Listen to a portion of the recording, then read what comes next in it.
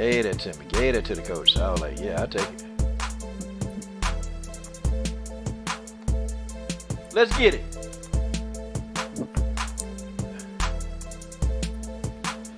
Okay. I think I appreciate the gym way more now than I've ever have before. Sure do. Yeah. I do.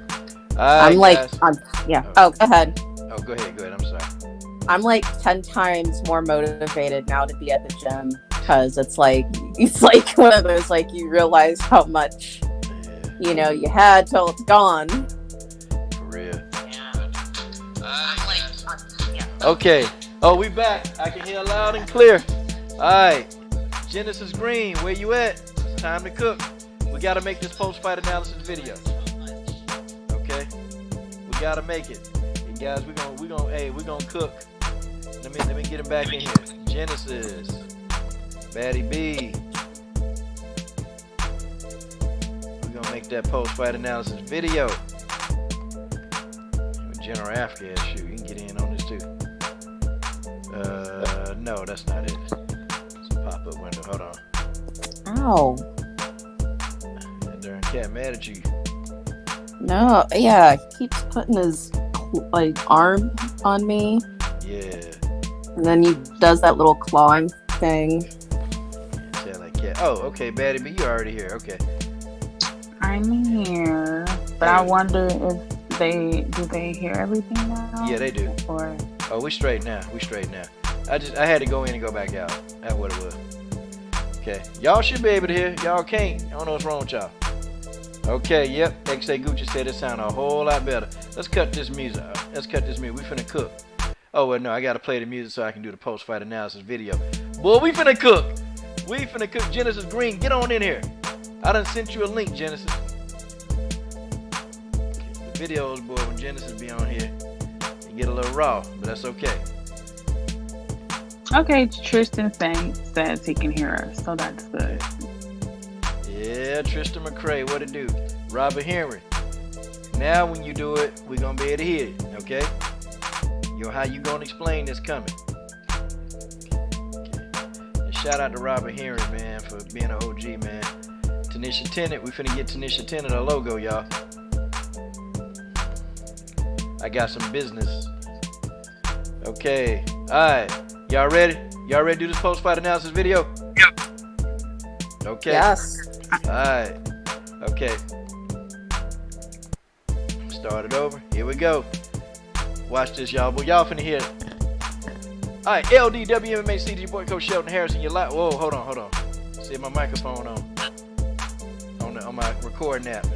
Oh, yeah, it is. Okay, here we go. Sorry, y'all. Take two. LDWMMAC, this your boy, the coach. You're live on the Coach Show live. Man, I got two of my favorite people. I got Sports Princess and Batty B in a doggone building. What's up, ladies? What's up, ladies? How y'all doing? Not a lot. I'm doing well. God dog. Well, I'll tell you what. Let me start with the lady. Let me start with you first, Sports Princess. What did you think about this fight, Cynthia Calvillo versus Jessica Dangone I? I'll be completely honest.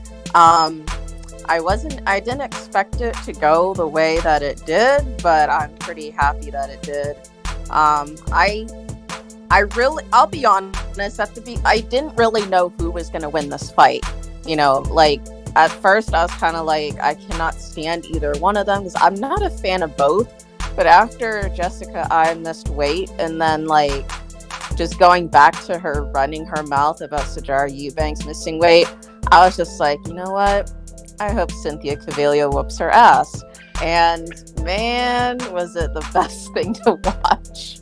God, dog, raw. I didn't have anybody that I was rooting for until then, but Jessica I made it real easy. Batty B, girl, your interpretation of the fight. Help us out. Well, I'm not gonna say I was familiar with Cynthia, but I've heard of her because I do follow fighters who train at AKA. So I did hear about her. I I mean, Jessica definitely won the first round, but after that, it was a wrap. She didn't win a single round afterwards. I was just really confused as to how you can get outstruck by somebody who's not known for striking. That was mainly my thing. Like, how did you get beat up by somebody who supposedly can't outstrike you? But I'm very excited, even though I don't sound like it. It's late at night, but I'm very excited that Jessica lost. I'm ecstatic. Hopefully she gets released. I don't like her. I was hoping that the ghost of Valentina popped up and scared her into an oblivion, but it didn't work. I was praying for Valentina to show up. It didn't work. Valentina didn't show up. But I'm just glad she lost. You know, she's unprofessional. I feel like it's messed up that she wants to call out Sarge Eubanks for missing weight. But you missed weight not once, but twice. Your last 2 fights, including this one, you have missed weight. And I don't care if it's by 0.2. I don't care. Like, you missed. But you were being a hypocrite and trying to call out Sarge, but you missed weight 2 times in a row. I mean, Jessica, she just needs to go. And I don't like how ESPN was like really pumping her up, and it's like they didn't even really talk about Cynthia. They showed like a little clip about like her heritage and where she was from, you know, but they really just pumped up Jessica. So if I was a new fan, like let's say I was a casual or just a new fan, based on what I saw tonight, I would think that Jessica was this big badass, and she's not.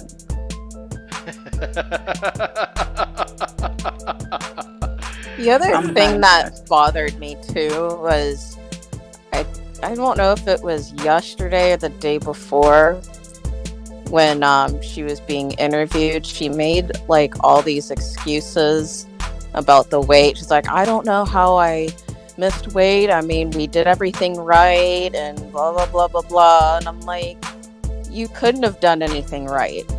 Like, and she was using the excuse that, like women's bodies are different and all that stuff. But here's the thing, Valentina is a woman.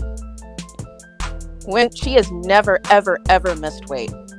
When have you ever seen Bojanglechuk miss weight? Never. You never seen Antonina miss weight ever. So I don't want this blaming this shit on being a woman kind of deal. God, dog.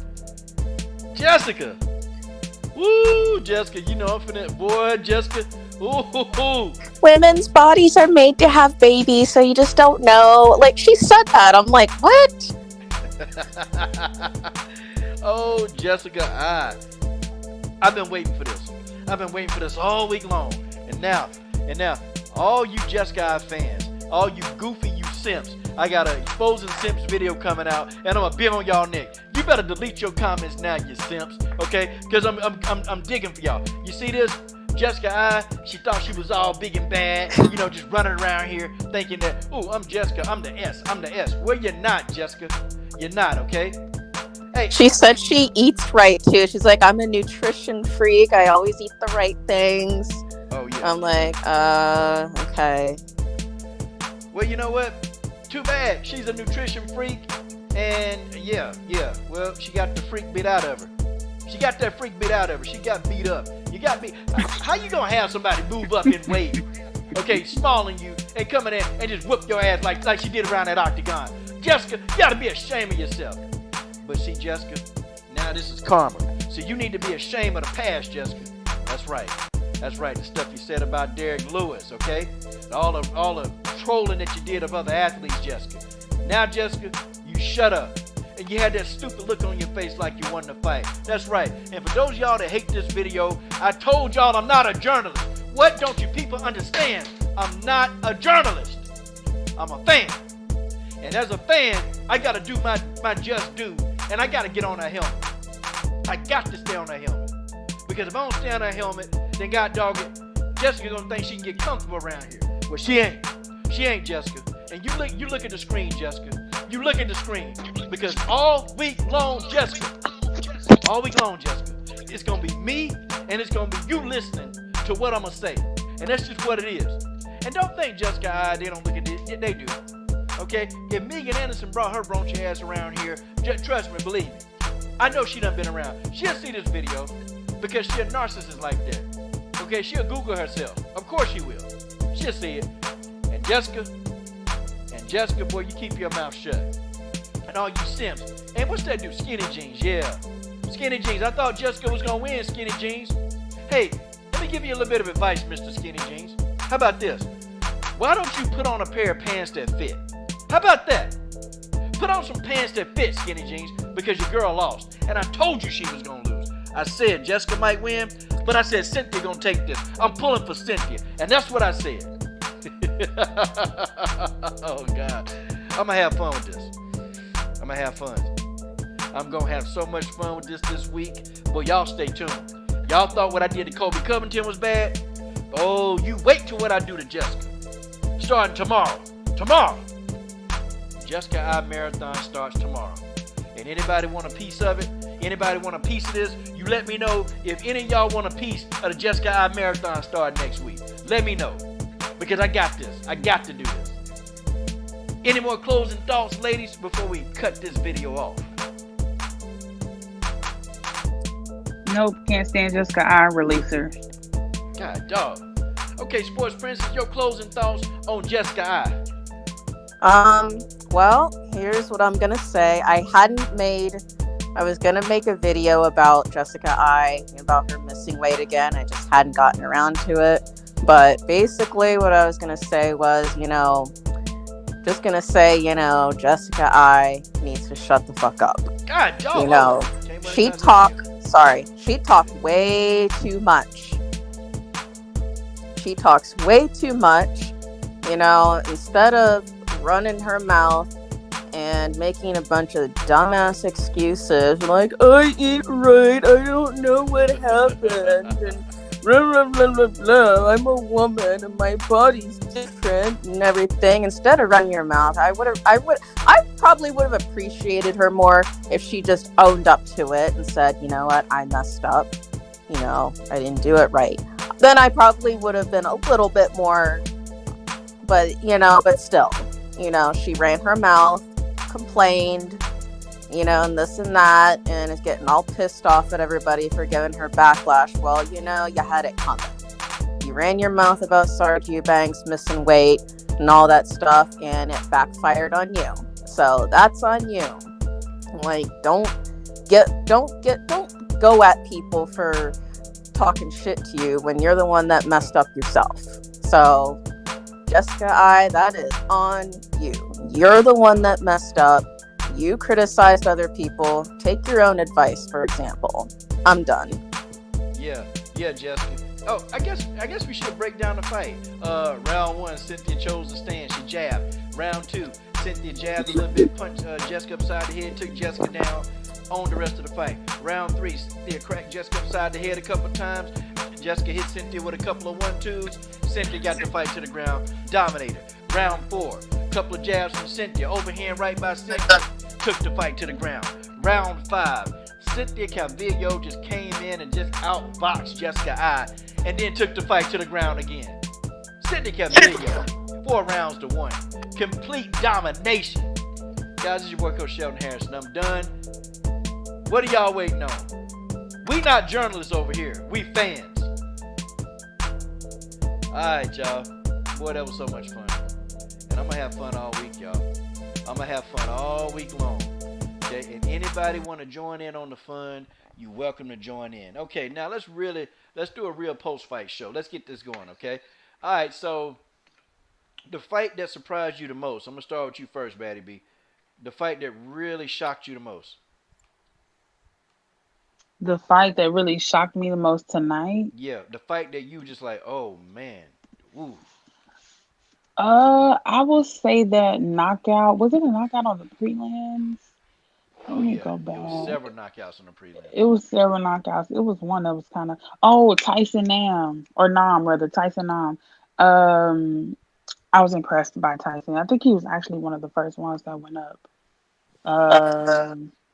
Yeah, he was after Anthony Ivy. Anthony Ivy got KO, and then so Tyson. It wasn't a surprise. I was just impressed. You obviously know how I feel about the Julia and Gina fight. So we're not even gonna go there because we disagree on that fight. Who? Um, Julia Adler. Shoot, Julia Julia and Adler. Gina, That's a yeah, savage. That's a savage. I wasn't impressed. So anyway, I don't know about all that. oh, the one that kind of just stood out to me too was Maria when she submitted Hannah. Yeah, boy. You know what, y'all? Man, I got to talk on that a little bit. Look, man. Look. Did anybody on Hannah's team do any research? That's what I said in my video. Like, okay, first of all, the girl was just in a fight 2 3 weeks ago. Okay, girl was just in a fight. She lost that fight. Okay, now they offer her a fight to fight up in weight at 125 pounds, and Hannah Cyphers actually makes 115 pretty good. I mean, she makes that weight. So I mean, she's small. Okay, Hannah Cyphers is she's little. She's like 5'3", 5'4". Like she's not a big girl. And then you go in there and fight this darn giant. Look, Maria Agapova. She walk around 135 easily, 140. Okay, and she get into the fight. You can see the size differential. And as soon as I saw him do a face off, I'm like, man, I said Hannah Cypress finna get. How you There you gonna go. Slow explain down. this? Coach Shelton Harrison, there never be no comparison. You're live on the show, sit back and have a listen. Okay. It the way in picture Jessica looked like she saw a ghost. She did. It's the ghost of Jessica I flyweight past. Dang, boy, Robert is killing Jessica. He said when Jessica I got kicked, to my she saw a ghost. She saw the ghost of Jessica past when Valentina kicked the soul out of her body.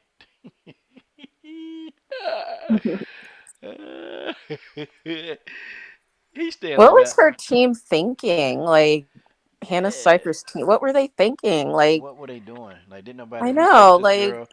Like, to know that this damn girl was like a damn champion boxing in Kazakhstan? Like, come on. Who did anybody? And anybody tell Hannah, look, listen, look. I don't know if your stand up can compete with this girl. I know you want to get in there. I know you're a dog, but listen, we need to go back to the drawing board. You just lost the fight. We need to really think. Like, did somebody have that conversation with her, or did Hannah just say, nope? Nope. I'm gonna veto all of that. I'm gonna veto it all. Did she say that? Because if I'm her manager, I would have known this. Like, yo, look, hold on. You just lost a damn fight like a couple weeks ago. Look. We need to slow down, okay? We need to slow down. We need to go reconfigure something. Cause this girl, Agapova, this a damn beast. Okay, this girl can fight. She can punch. And did anybody look at how tall she was compared to her? Anybody, look at the speed differential? It was crazy, man. Agapova, not only was she big and long, she was faster than Hannah Cyphers. Okay, it's just like, come on, man. They set that girl up to fail. God, dog, man, what y'all think about that? yeah, I was just like it just well, and Hannah Cypher, she doesn't they had to have talked her into it because she doesn't seem like that type to just step in on short notice and up a weight class. And like that just doesn't seem like her. Not that she wouldn't fight anybody, but it's just not like her to, to want to do that. To fight 2 3 weeks after being in a fight, but then fight up a weight class. Yeah, that's crazy. And I don't know, man. I don't know how. I understand, when Dana White called, Sean Shelby or Nick Maynard, you gotta react. But this, if it was another strawweight fighter, I would have understood. But you got to move up and weight a weight that you really can't make. Okay, you really can't make this weight. It's hard for you to make the weight. And no, I would have told her no. And if she would have said, "Well, you don't think I can win?"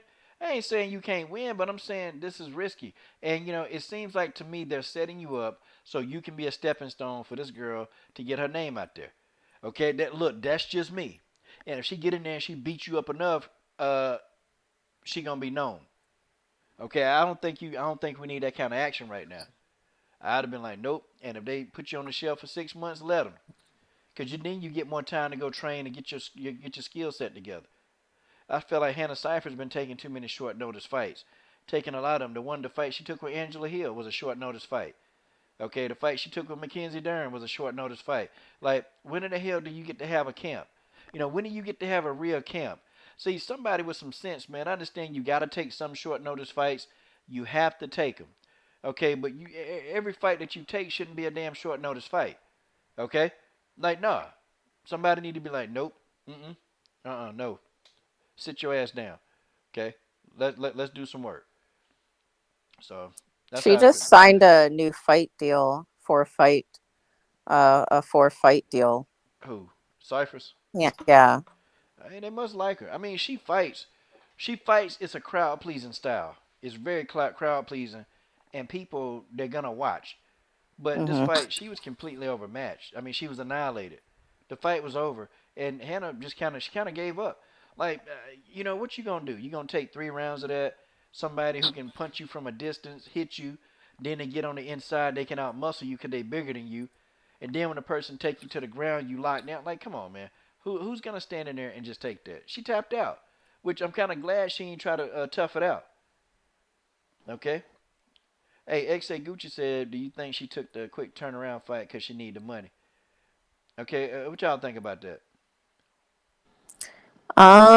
It's possible. I mean, I don't think she was making much before anyway, because um, yeah, I don't think she was making that much before anyway, because she's not like a big name, and stuff. But I mean, I don't know. You never know. It's possible.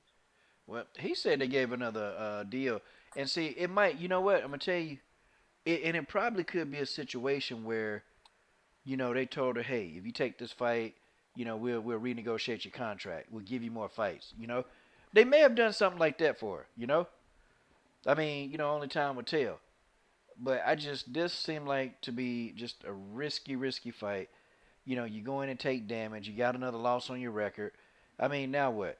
Okay, because if she keep losing like this, man, they're not obligated to keep her on. Even if she got a new contract deal, they can still let her out the contract early. They can do that. Okay, I mean, and I know Hannah Cyphers. They got to know that. Okay, they can let her out of that deal, and they ain't got to think about it. They can put her back to. They can put her in Invicta so fast she won't be able to think straight. And that's what's gonna happen, man. They gotta like Hannah just did some dumb things. Like in her fight, what last week, right? She fought last week or the week before last. She Yeah. she went to the ground with Mackenzie Dern. Like what the you had you were winning. You were winning the fight versus Dern, and she tried to go to the ground. See again, what is it with the thinking in the Cyphers camp? Like I don't know what's going on. Okay, but that no. No, you let Mackenzie Dern get back up. You were out striking her. Nope.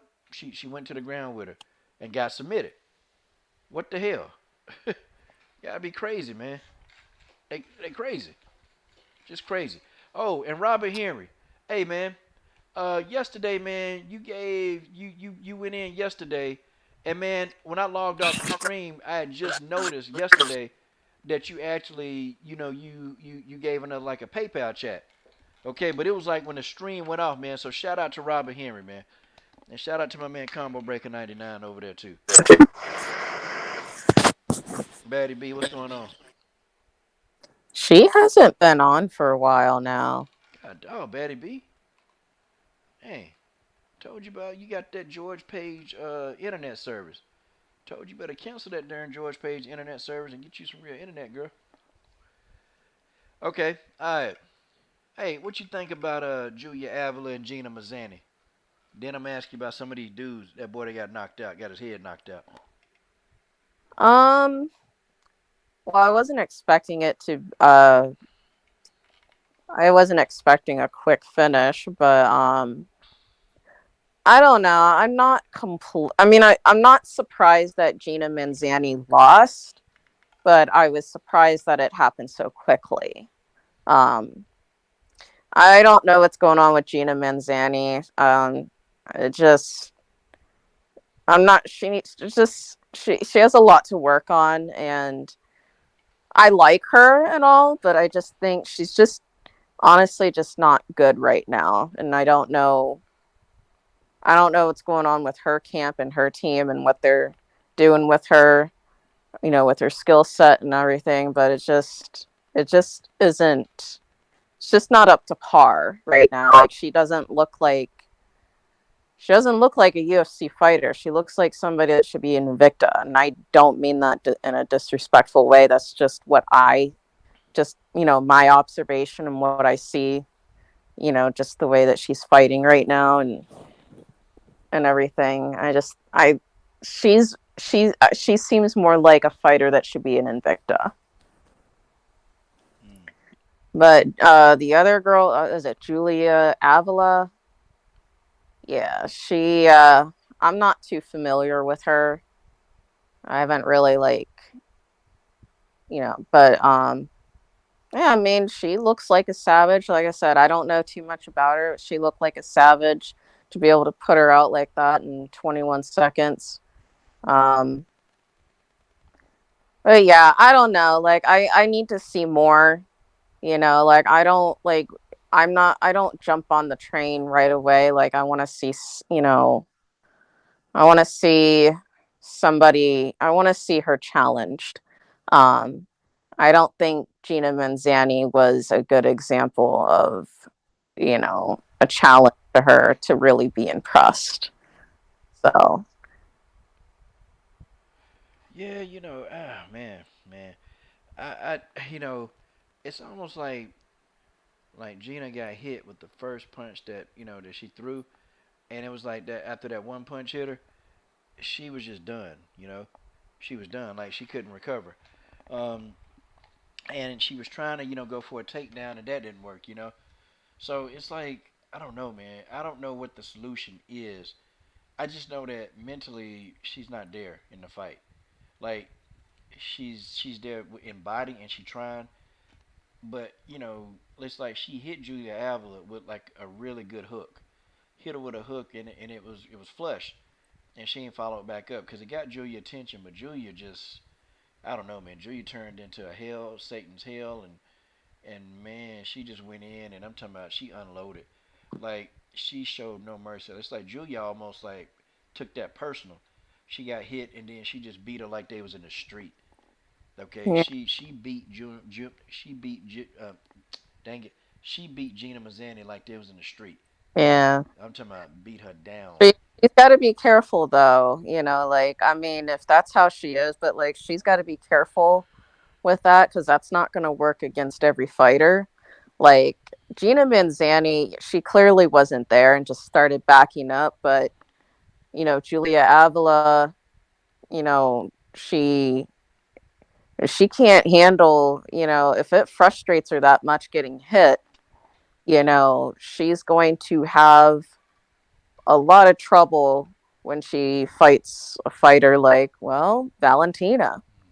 You know, this, I mean, I don't even know if that's a good example. I mean, Valentina is already up there, but she can't handle getting hit. She don't like getting hit, like that. And because I mean, yeah, I mean, she was a savage, but like that kind of style, isn't going to work all the time like that. She has to be careful how she reacts, against which fighter after she gets hit. Because it can just turn into a big mess for her if she reacts like that every time. But Yeah, for this fight, it worked out for her, Gina Manzani just, she's not, yeah, Gina Manzani just backed up. She just wasn't there. So, yeah, she took that beating hard. Combo said Julia is the fighter, geologist. She's coming along nicely. I admit. Yeah, she looked good. She looked good today. Marcus said she beat up Nico Montano. Robert Henry said a 55-second knockout on that level is impressive. Okay, yeah, man. Yeah, that is. That's very impressive. XA Gucci said congratulations on 9,000K. Oh, I ain't made a video because with YouTube it's kind of like suspect. So normally I wait till I get about 5 or 10 subs over 9,000, cause y'all know how YouTube acting. XA they doing it to me, they doing it to you. We know the platform is not us.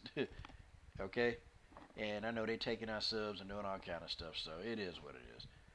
I stopped. I just stopped worried about it. But yeah. Okay, Marcus Bell said Nico versus Julia coming. Yeah, they probably do a part two. That's a good fight on paper. I think Julia Avenel and I didn't see she didn't. Nico was still in the UFC. Yeah, Nico's still there. And see, Julia didn't call. She didn't call nobody out, and that's what pissed me off. Like you guys, you have the stage all to yourself. You have it like it's right there, and you don't make a call out. Like what is up with all these weak people, these weak-minded people? Like, come on, say who you want to fight and be done with it. Yeah, like, like Roxanne Modafferi calling out Lauren Murphy. Like, what the It's hell? a joke. Like, what? And they actually gave her that fight. Like, Don't that makes no sense at all. don't be surprised if Roxanne lose. And just to be honest, because Roxanne and Lauren they like each other, I and don't feel like Roxanne Modafferi really is interested in the title. It seems like it's almost like Roxanne Modafferi is just happy being there in the UFC, just fighting. Like, really? Like, what the hell? Like, you could have called out Valentina. Like, that just irritates the hell out of me. yeah, she could. I'd have been like, look here, Roxanne. I'm your manager. This is what you do. You tell Valentina you want to fight because now you can actually make a good income, make at least strong, good six figure. Look, you tell Valentina you want to fight. I done already whooped your sister. Now I'm finna whoop you. Okay, sign the fight. Take the fight. Take the fight. And I'll be up at Valentina Grill. Take the fight. What Take the the fight. hell? What the hell is fighting Lauren Murphy gonna do for her? Yeah, I don't know. I don't know. It ain't gonna do nothing for her. It's just a junk fight, and Lauren Murphy not even the best in the division. To me. So I don't I know. guess because her and JoJo they train together, and I guess like I guess JoJo to go first. I guess let her friend. Like, I get that's your friend, but this is still every fighter for themselves. You're not. This isn't okay. You go fight her, and then I'll fight her. Like, this is a title. You don't do that when it's a title shot. Calvillo looked good though. I mean, she moved herself right into the top five. I mean, that's Yeah. what's gonna happen because you beat Yeah. Jessica, so she right in the top five, and she beat one more person because Chikagan called her out. If she beat Hold Chikagan, up.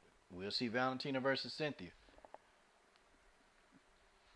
and I think that's why Chikagan called out because I guess she figured that she'd get a faster rise to the title. But I think Chikagan already probably would deserve it because the storyline is there, and she just got to use the Antonina storyline. That's all she got to do. And if she can do that, then the fight will do good numbers. It'll do good. Yeah. Like vengeance. I want revenge. I'm gonna get my revenge. But I think she feel like Cynthia Calvillo is the cushion. It's the Yeah. cushion. My man Paris Lucas in the god doggone building, man. What it do, Paris Lucas? What it do? Okay, Robert here. I hope we're helping avoid the bullet. Mia Schreiner. What's up, little Mia? Hey, girl, you done graduated from high school. And gives her an excuse to not have Val too busy fighting someone else. It is what it is. Valentina gonna murder Cynthia. Yeah. Valentina gonna, cause Cynthia gonna try for them takedowns, and it ain't gonna be as effective. It ain't gonna work. Valentina's just as good on the ground. Well, like then if they do fight, Cynthia's probably gonna think Valentina's not as good on the ground as her, but Valentina is very good on the ground. Oh, she know. Oh, she know Valentina. Oh, she know Valentina good. That's why see when they say, "Well, I want to fight for the title," I want somebody to be about that action. It's gonna be me and Valentina Shevchenko that fight for that title. See, I need somebody to be about that action and call. Okay. It just doesn't seem like anybody's really calling out Valentina right now. I mean, JoJo Calderwood, she mentioned she wants to fight Valentina, but like overall, like in the flyweight division, it just seems like there's this like uh it just doesn't seem like people are it's almost like they're not ready. It's like they want that title shot, but it's almost like they're hesitant to want to call out Valentina Yeah, like she because she's Candyman. so good. Okay. All right. BJ said Calvillo don't beat Jessica. Oh well, she beat her. she beat her. She beat her up today.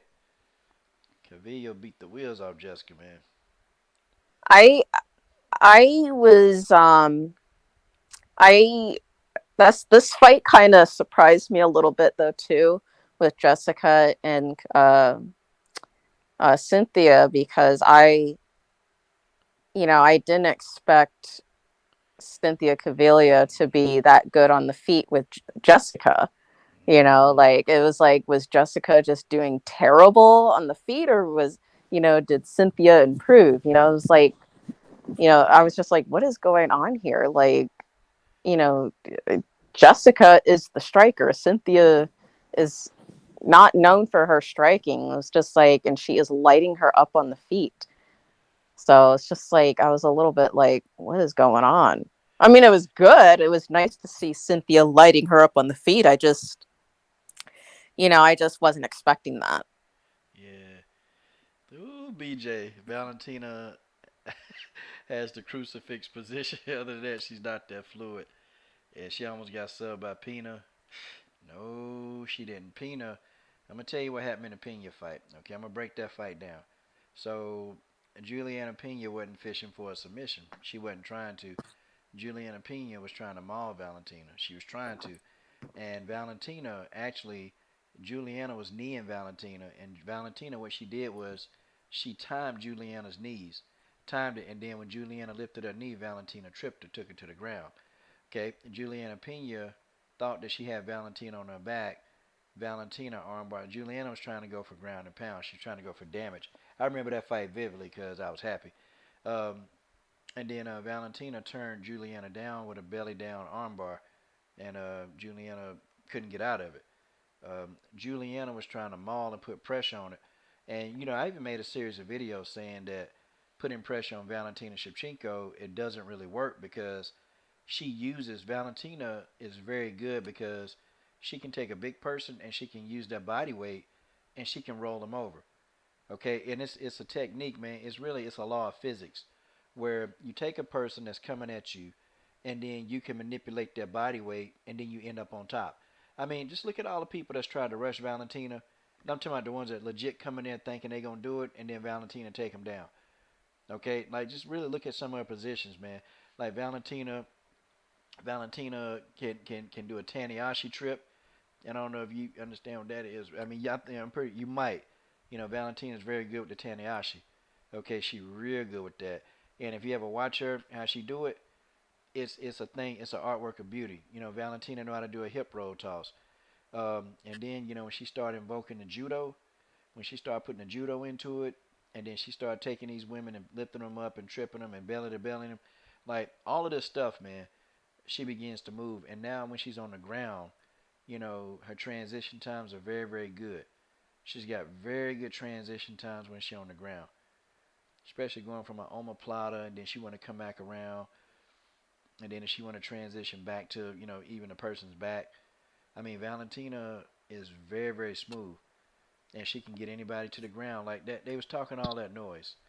Okay, they was talking all that noise about Caitlin Chikagian and how good her jiu-jitsu was. Well, what's the first thing Valentina did? She took the fight to the ground. And she made Caitlyn understand that your jiu-jitsu is good, but my jiu-jitsu, my wrestling, my judo is better. Okay, Valentina, they learned wrestling under that old Russian system. Wrestling in Russia, you know, that wrestling Greco wrestling. I'm gonna tell you, man, that's they tough. Them some tough wrestlers, and Valentina grew up in that school. Okay, like she disciplined. Valentina understands judo. I mean, what she understands jujitsu. She understands sambo. Like she understands all of these different arts. And when you look, and I'm gonna give you a really good fight. I'm gonna give you a real good fight. The first Nunez fight. Okay, now Valentina, she clearly lost two of those rounds, but man, when she got to that third round, and when she started really manipulating Amanda's weight, and she took and got them two takedowns on Amanda, Amanda Nunes couldn't get Valentina up off her. when Valentina got her down. Like it's just that's just why she's such a good martial artist. That's why she's so good. It's not even the fact that she'll throw a lot of punches, but Valentina, man, good grief, man, she has a counter for everything, and she can counter the hell out of you. She can counter the hell out of you, and that's the thing. When you think you got a beat, you want to ground and pound it. Valentina's gonna find a limb. She's gonna fish for a submission. She's always thinking, and then too, she scrambles. She scrambles, man. She scrambles. She can scramble like nobody. You know how hard it is to keep Valentina on the ground. I mean, man, go look at like some of her fights. Like man, go look at some of her fights where you think Valentina finna get grounded and pounded. No, she end up getting back up. Like man, it's really a thing of beauty. And then what she did to Holly Holm. Valentina came in as an underdog versus Holly Holm. Came in as a huge underdog. A huge underdog. And she came in, man. She got Holly to the ground easy. She countered Holly Holm. She neutralized the head kick. She made Holly Holm stop throwing that damn head kick. Like, like Valentina's one of those fighters. She can slow down a fight. I mean, look what she did to Amanda Nunes. She turned Amanda Nunes into a counterpuncher. Okay, she turned Amanda into a freaking counterpuncher. Like, Amanda Nunes ain't no pure counterpuncher, but she made Amanda shift her game up because you don't want to keep getting hit with those counters. That little leg kick that Amanda Nunes like to do? Valentina neutralized that because when you check a lot of them kicks, if you ever kick somebody and they check you, man, that's painful, man. It's painful as hell. Your shin, that whole lower part of your leg, them damn them leg kicks when you check, that hurt, man. Hurt like hell. Valentina is a really beautiful fighter. It's just she don't like throw a lot of like strikes. She's very economical with her strikes, but man, when you see her counter or when you see her operate on the ground, Valentina's like a fish in water. And there's nobody in that division that can touch Valentina. They not gonna beat her. They can try. Okay, but she went in there and look, she done dismantled everybody that stepped in her path. At 125 pounds. 125 pounds. They can't touch her. There's no single solitary person in that division. Hell, you got people in that division that won't even call her out. That's a problem. Like when you know you got a division on lockdown, when people don't even want to call you out, they don't even want to say your name. Roxanne Modafferi, to me, that's the #1 contender. Hell, she ain't say two words. She called out Lauren Murphy. Caitlin Jakagian ducked that fight 4 times before she took it. Yeah, well, I mean, Yeah. congrats. I hope Courtney Casey do. I hope the fight happen. I hope Courtney Casey can take it. Courtney Casey, she gonna get her ass whooped like everybody else, and I mean, she is. You look at her stylistically, she's gotten better, but she go in there, man, and she started trying to do that soccer stuff, and she started trying to start dropping her hands when she throw a leg kick. Do you know what's gonna happen to her when she drop her hands against Valentina? Like seriously. All right, shout out to Combo Breaker 99 in that super chat. Do you know what's gonna happen? Like, I'm gonna tell you what I have to see, and it's gonna have to be somebody who they're gonna have to be able to think, outsmart Valentina. Cause see, Combo said Agapova is gonna put some life into the flyweight division. Yeah, I believe that. It's gonna have to be somebody that can outsmart Valentina. Cause see, we've seen the people that just go in and try to brawl with her. That don't work. Okay, you see the people try to outmuscle her. That don't work. Okay, you see the people try to wrestle and take her to the ground. Well, that don't work. So what do you do? What do you do? It's going to take a person who's smart. They got a combination of power and speed. That's the person that's going to give Valentina the most problems. That's just what it is. That's what it is. Yeah, I hope Jillian Robinson. I'm pulling for Jillian Robinson. I hope Jillian Robinson beat Courtney Casey. I'm pulling. I think Jillian Robinson is the goods. Wait a minute, didn't they just fight? I think Courtney Casey and Jillian. I don't know.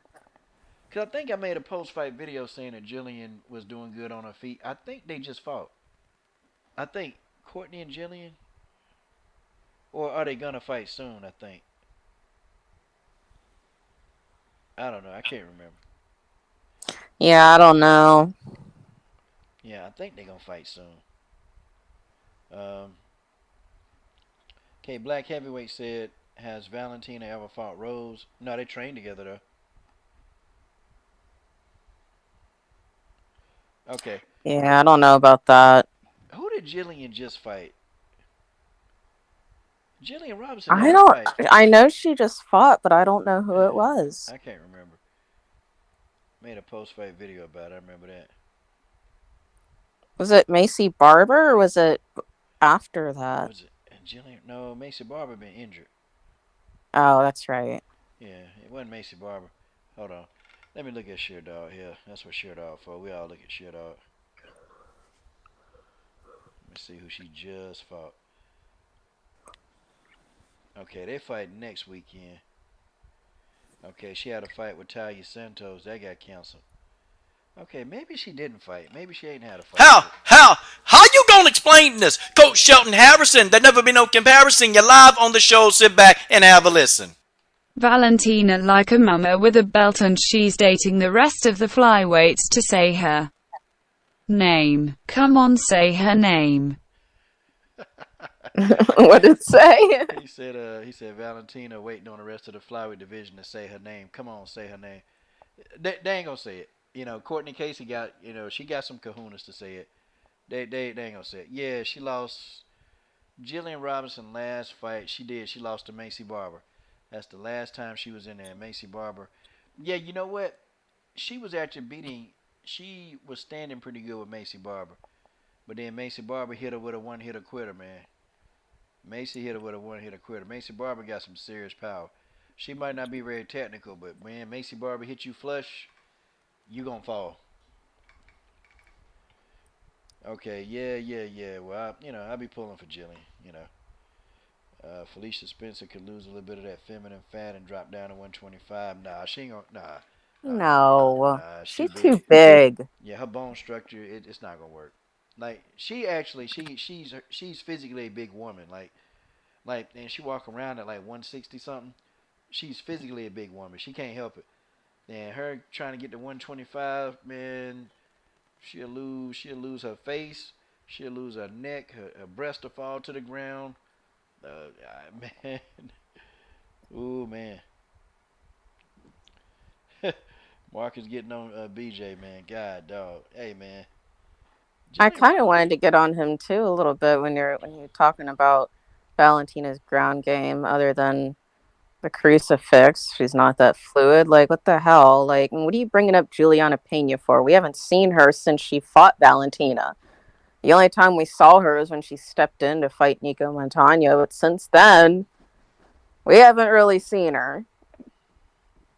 So it's like, and I don't know why you're bringing up something from 3.5 years ago. Like, Valentina's evolved, so you can't base somebody's um, skill set based off of how it was years ago. People evolve. So yeah, I'm not gonna lie, I was a little irritated about that, bringing up the Pena fight, because that was 3 years ago. okay. Hey, I don't, what, XA, I don't dislike Courtney Casey. Actually, I do. I'm going to tell you, her husband, he was trying. So, remember that time she got popped?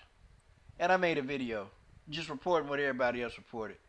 So he came to my channel trying to threaten me to yeah, if I don't take the video down, they'll take legal action. I said, oh, well, you might as well go and take that then. I ain't taking nothing down. And I made a video saying that she popped, but then I made another video saying she got exonerated. So, but he was wanting me to take the video down that said she got popped. I said, well, I mean, if you're going to sue me, then you better sue Bloody Elbow, because that's where I got the article from. For real. And I told him. I said, so you can sue all you want to. I said, you ain't going to get nothing, and I ain't going to pay nothing. And I told him, you better go sue these other people. You don't tell me what I need to do. Ain't nobody afraid of you. If the paper says if she got popped, she got popped. And then the paper says she got exonerated. So what do you want me to do? So really it's her husband, Sanchez, her husband Sanchez. They think that, They think that they can tell somebody what to do and what to think, and nah, that's not gonna happen. He ain't telling me nothing. Okay, I put my videos up, and you don't have to watch. Talking about I'm misrepresenting her, and it's amazing. All these other damn people that said something about it. That said she popped, but you want to come to my channel and tell me take it down. Man, I said, I'm sorry, PG-13 channel. I said, F you. Who you supposed to be? Who you supposed to be? What? Because you Courtney Casey husband, I'm supposed to be, like, afraid of you? No. No, I'm gonna do what I want to do. Nobody's scared of y'all because y'all Yeah, martial arts fighters. it's irritating. I don't like when people come to my channel and tell me, what to post and what not to post, and I shouldn't say this or I shouldn't say that. Like the whole video, like it was my fight prediction between Amanda Nunes and Felicia Spencer. Like I didn't really say much. It's like these people completely ignored everything else I said in the video about Amanda Nunes. Like like all they heard was I'm not a fan of Amanda Nunes. I don't really care for her, but after that I said I have her winning. I think she's very good. Like it's like they completely ignored all of that. Hold on, Ruby. We got a phone call. Let me take this call. Oh Lord. Hold on, caller. Hold on. Let me answer the phone. Okay, caller, you're live on the air. Let's go. Coach, quit tripping, man. Quit tripping. Quit tripping. This is your boy BJ. How about tripping there? Now, quit. Nah, not you, Coach. Now, Rugby Queen, stop tripping. Now, you said you wanted to call me out. Now is your chance. What I said about Valentina Shevchenko and Juliana Pena, it is what it is. On the ground, Juliana Pena was whooping Valentina ass on the ground, and you know she was. Stop tripping, Rugby Queen. I don't care if it was 10 years ago. I don't care if it was 15 years ago. Juliana Pena almost locked up an armbar on Valentina Shevchenko. The bell saved Valentina Shevchenko in that fight. Now, let's be real. No, I don't Come know. on now. Come on, Coach. Quit tripping. I don't know about that. Coach, I know you love Valentina Shevchenko, but I know you real. I know you 100% real, Coach. So let's be real, and you know that's the truth.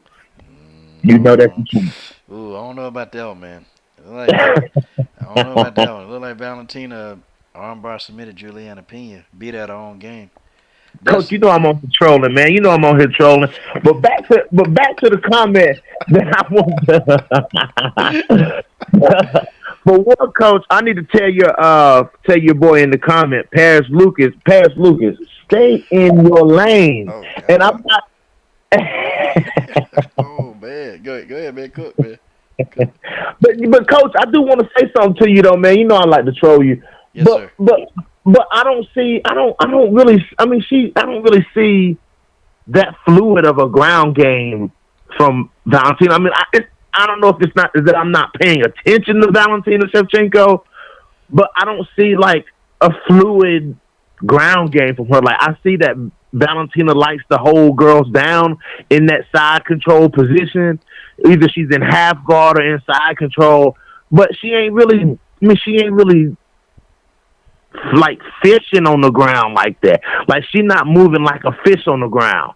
You know what I'm saying? I mean, she's strong and dominant.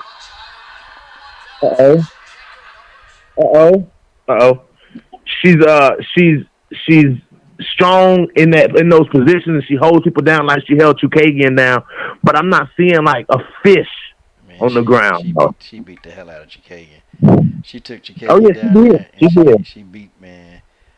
Look, man, she made Chukagian like almost just give up, man. She ain't want no more. Coach, what's so and so saying?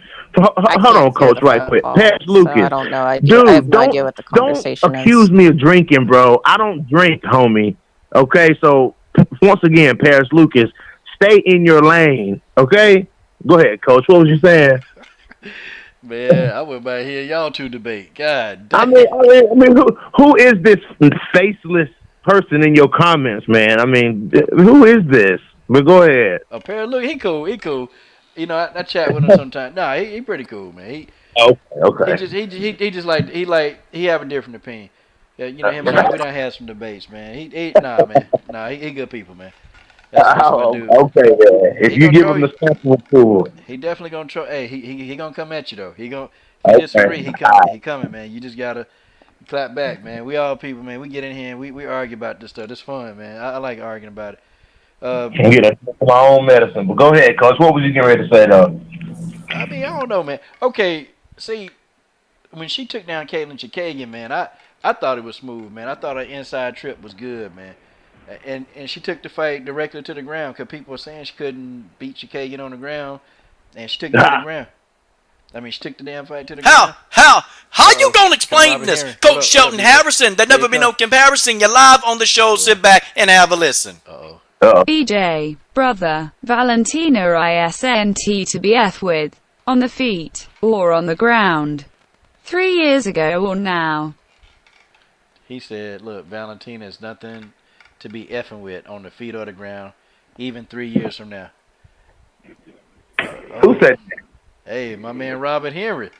Robert Henry said it in a super chat, man. A voice activated super chat. Okay. Boy, they coming for you. They coming for you, man. They coming for you. Coach, I do want to ask you about Agapova, though. What did you do? You know, I made a post-fight video after this Hannah Cyphers fight, bro.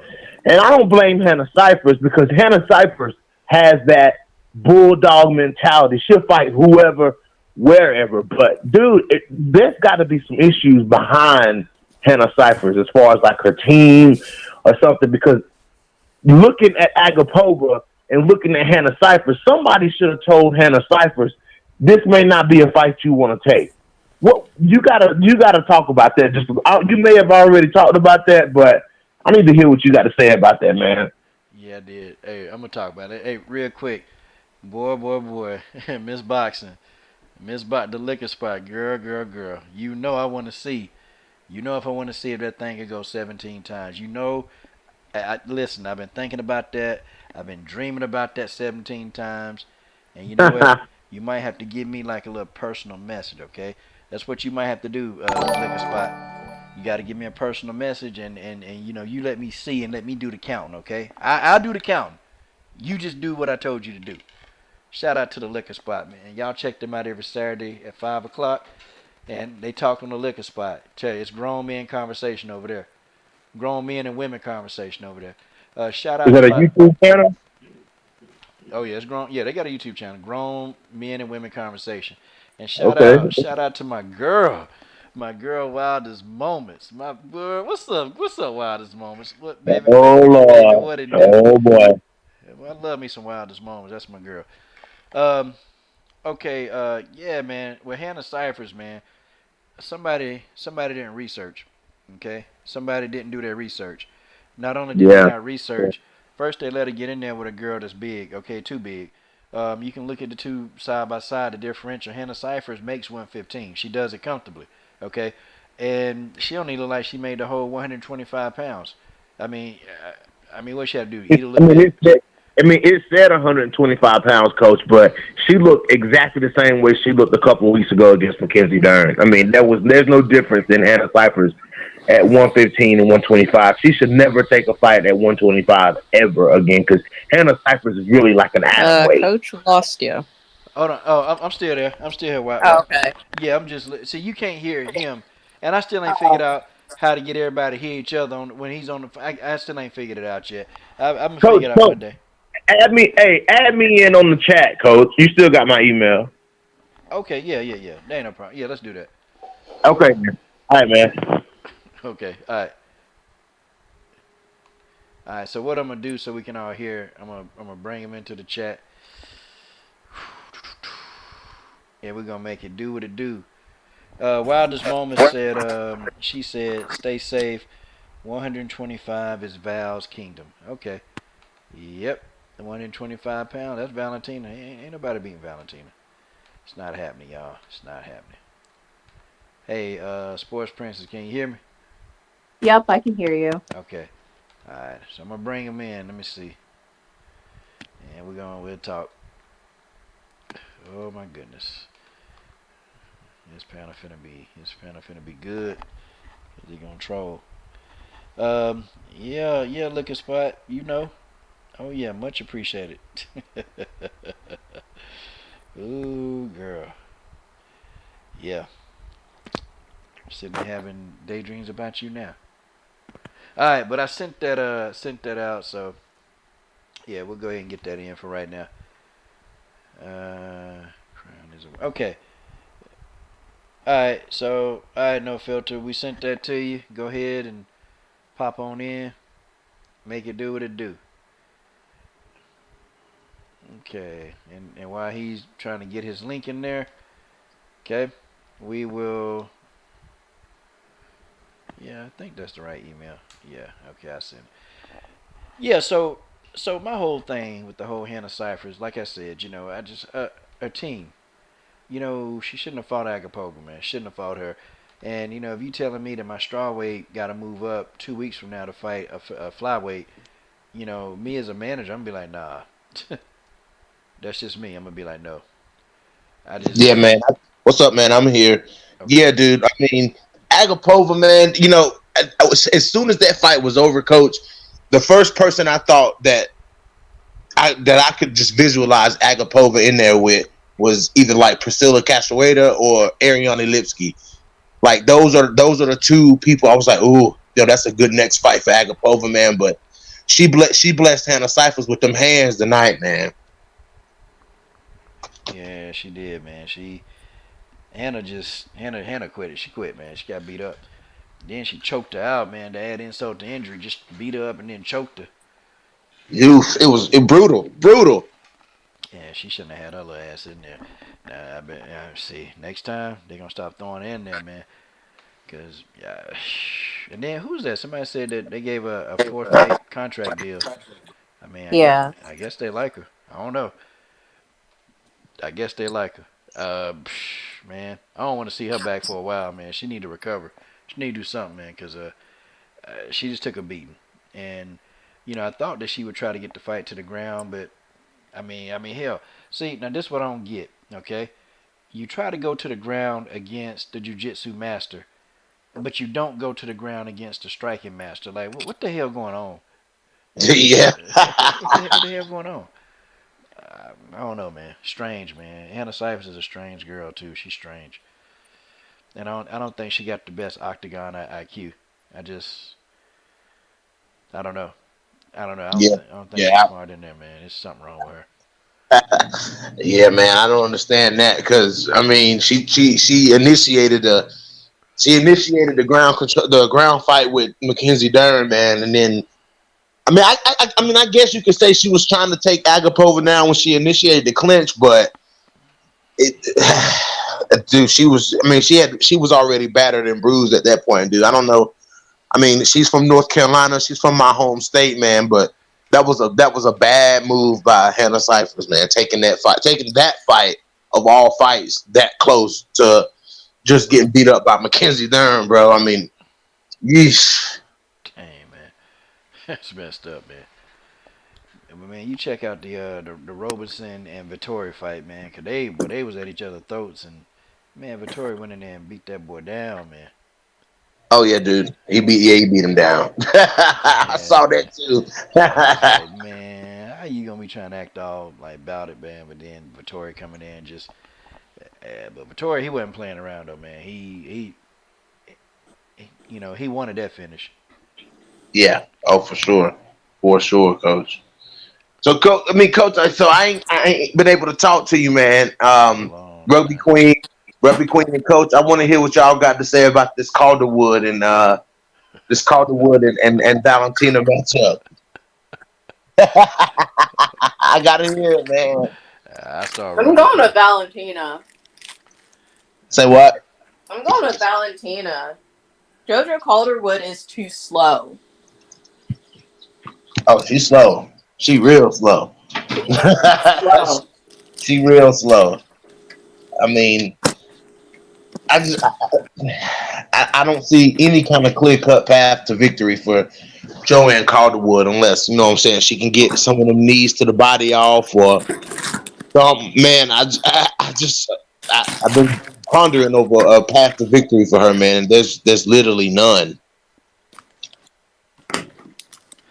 Yeah, I mean, I like JoJo Calderwood. She fight, she'll fight hard. I like her, man. I don't know though, man. I don't know if she gonna be able to. I don't know, cause see, if Valentina feel like, I don't know, she can take the fight where she thinks she wanted it. I mean, I don't know. Valentina may choose to want to stand, or may just take the fight to the ground. It just depends on what JoJo show to her. JoJo got some hands. Her hands are good, but it's just she don't throw enough punches at a clip, man. And it's either one or two things gonna happen. You got to have the speed and timing down, where Valentina would have to reset, and then she can't counter you. But it's the counters that get people thrown off. It ain't the fact that Valentina hitting you with power. It's just like when you can't see the punches coming, they hurt. Even if the person ain't got a lot of power, I think Valentina got respectable power, but she can't hit you one time and knock you out with a punch. Um, but it's respectable where they don't like it. So, see, I don't And she know. can kick you with one kick and knock you out. Yeah, man.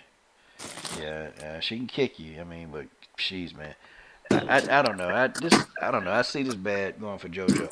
I and Valentina been on a finishing roll. I think she gonna get the finish. And then I after think that, so and too. I don't want to see nobody. You know what? I was against the Jean Wallé fight, but you know what? I'd rather see that fight because at least Jean Wallé gonna put up a fight. At least she gonna like try to go out there and take Valentina At neck. least she called. At least she called out Valentina, unlike some of these other girls. Yeah, man. And don't y'all find that? I find that kind of stupid. Like, you got a chance, man. MMA, they don't, a closed mouth don't get fed, man. They ain't trying to give you nothing if you Right. ain't vocalizing nothing, man. You gotta call these damn people out, man. Like, and Dana White said he's interested in seeing Zhang Weili fight Valentina. you I know, mean, I'm more positive about that fight. I want to see that fight because if if not, then who? Okay, what are we gonna keep hoping Roxanne Modafferi take the bread or take the fade? I mean, or she gonna still I keep wanting don't to hear touch? anybody else calling her out. No, I well, mean, if she if Roxanne Modafferi beats Lauren Murphy, then I mean that would set up Lauren Murphy versus Cynthia Calvillo. I mean, Roxanne versus Cynthia Calvillo, man. I mean, I don't 100% agree with Calvillo getting to fight the number one contender. You know what yeah. I'm saying? Because Calvillo, she had a few wins at strawweight, but what did she really do at strawweight? I mean, what did Calvillo really do at 115 pounds? Is what she did at 115 pounds enough to warrant her first fight in a new division, a number one contender? You know what I'm Well, saying? Like, well, you got so to if look. something, Oh, go ahead. I'm go sorry. ahead. No, go ahead. Go ahead. I mean, it's no, I mean, I don't feel like Valentina Cynthia will get a shot at Valentina right away. You know what I'm saying? I feel like somebody gonna have to knock her off. Maybe the winner of the Atarujo Maya fight, which I mean, I don't even think Jennifer Maya skill wise should even be up there like that. But I mean, maybe the winner of that fight can get a chance to fight, or because they pushing Atarujo anyways. So I mean, that put besides Calderwood, that puts Calvillo, Modafferi, and Atarujo right there. So I mean, what do you think about one of those being the next, the next title challenger? You said Modafferi? Hold on. I caught the if last. if, if Modafferi beats Murphy, and then Atarujo beats Jennifer Maya, then you have Calvillo, Atarujo, and Modafferi right there after Joanne Calderwood. What do you That think about those? What do that's you if think about? Roxanne Modafferi wants that title shot. She has not mentioned Valentina's name. I mean, but if Yeah. she coming off of a win over Antonina, then Macy Barber, and then she beats Lauren Murphy, then I mean that's pretty much the direction I'm sure the UFC is going to go with Roxanne. That's if I mean, she, who I else? mean, yeah, I agree, but that's if she wants it. But I'm just saying, like, I don't see any hunger from her wanting to fight Valentina. But Like, who she else is she hasn't going to called fight her for? out. she's Who else not. is she going to fight? I mean, she would Yeah. have anybody else to. I mean, there would be no other fight for, Roxanne unless there's Adarujo or Calvillo, but there's really no other fight for her. Yeah. And that's what was so bizarre about Roxanne Modafferi calling out Lauren Murphy, because like it makes no sense.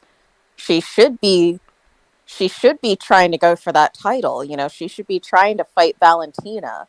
But instead, you go with Lauren Murphy. Like, that's not going to do anything. That's why I question, Right. But I mean, if, she beats Lauren Murphy, we'll see what she says after the fight. But if she doesn't call out Valentina, then she clearly doesn't want that smoke. Yeah, and shout out real quick to Black Heavyweight in that super chat, man. Shout out, he ain't say nothing, but Black Heavyweight, and be safe on the road driving the truck, man. Be safe, cause they messing with truck drivers, bro. Be safe, especially them police. Especially be safe, man. Um, okay, yeah, man, y'all making some good ass points, man. The thing of it is, man, I say I've kind of had some time to reflect on some things, and I kind of now, after talking to some fighters, like really talking to them, you know, it's just now, I understand now that I think I know why Calvillo got the title shot. Okay, now if you look at what she's done, I mean her resume is not that bad if you considering who she beat because she beat JoJo Calderwood as a strawweight. So you already got a victory over JoJo Calderwood. You got one. Okay, then she beat like Batallo, who's a freaking beast. Poliana Batallo's like a savage. She beat her. Okay, and then she came up and she just beat Jessica I. She done already whooped up on Casey. Okay, she beat Pearl Gonzalez, man, choked her out. And she even got early in her career, man, she got a win over De La Rosa and Robinson. Like her resume is pretty tight. It's there.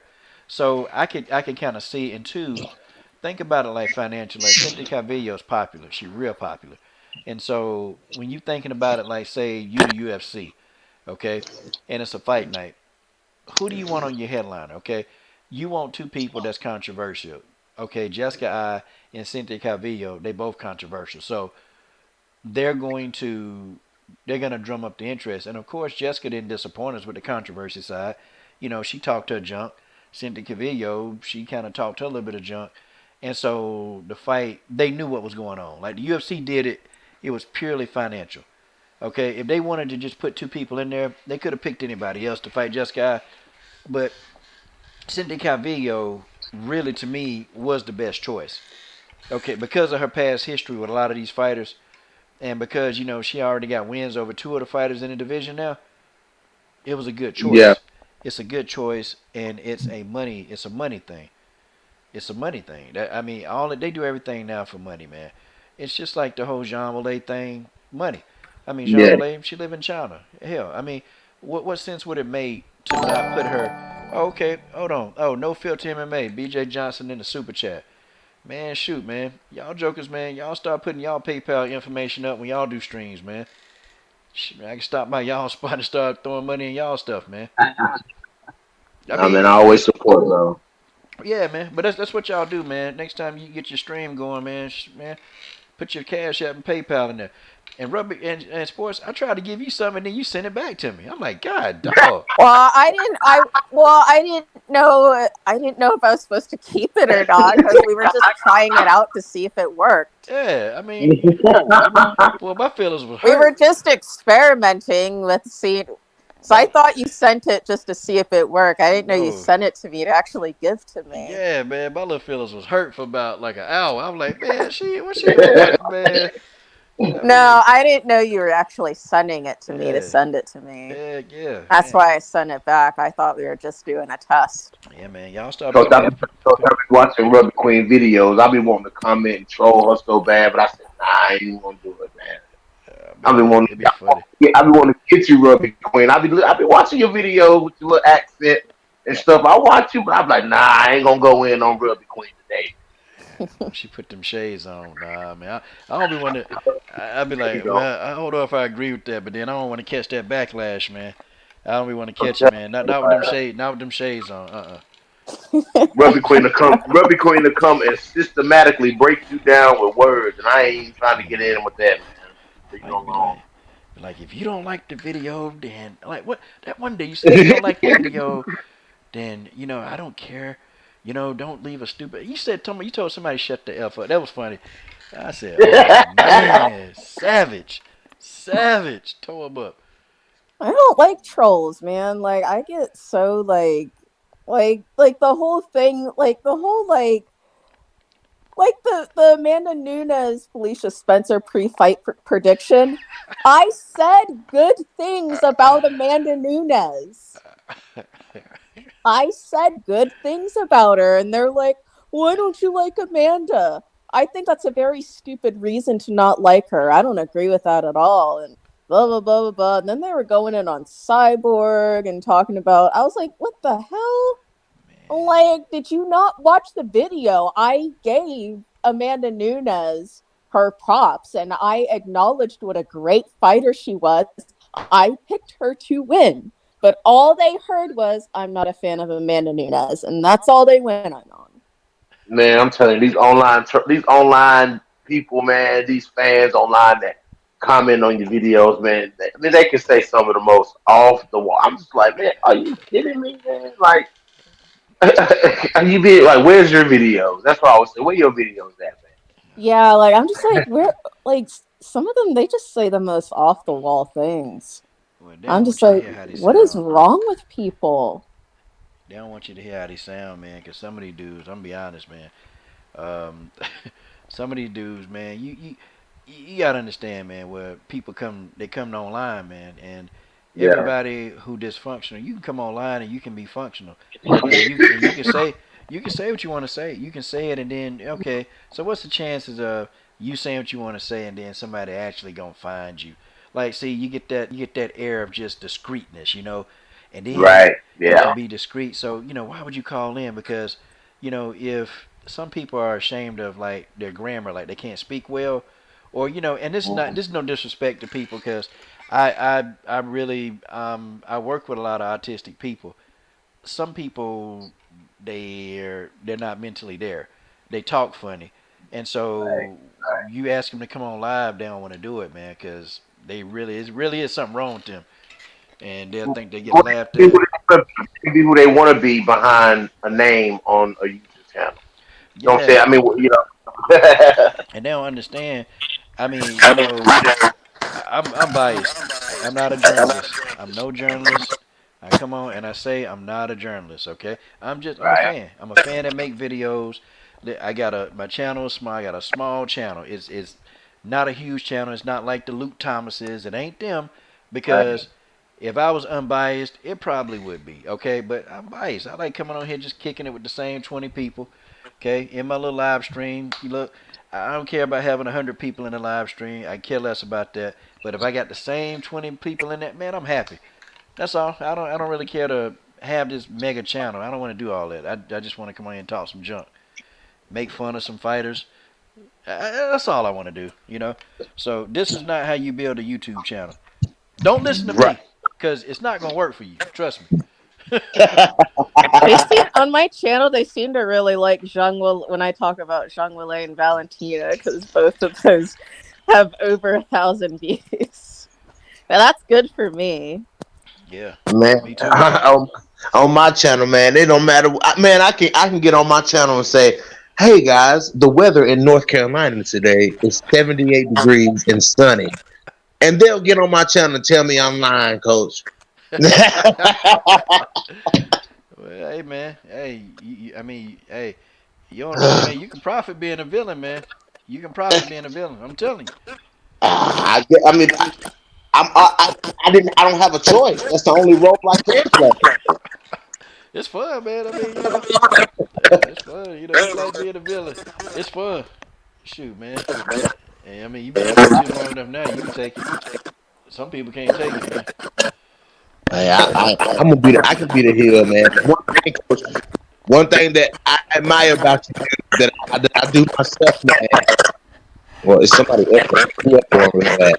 Man, I hope it's not me. It's probably, I don't know. My stuff been cheap and messing up all day, so Okay. Can you hear me clear? Yeah. Yes, sir. Yeah, I can hear. Okay.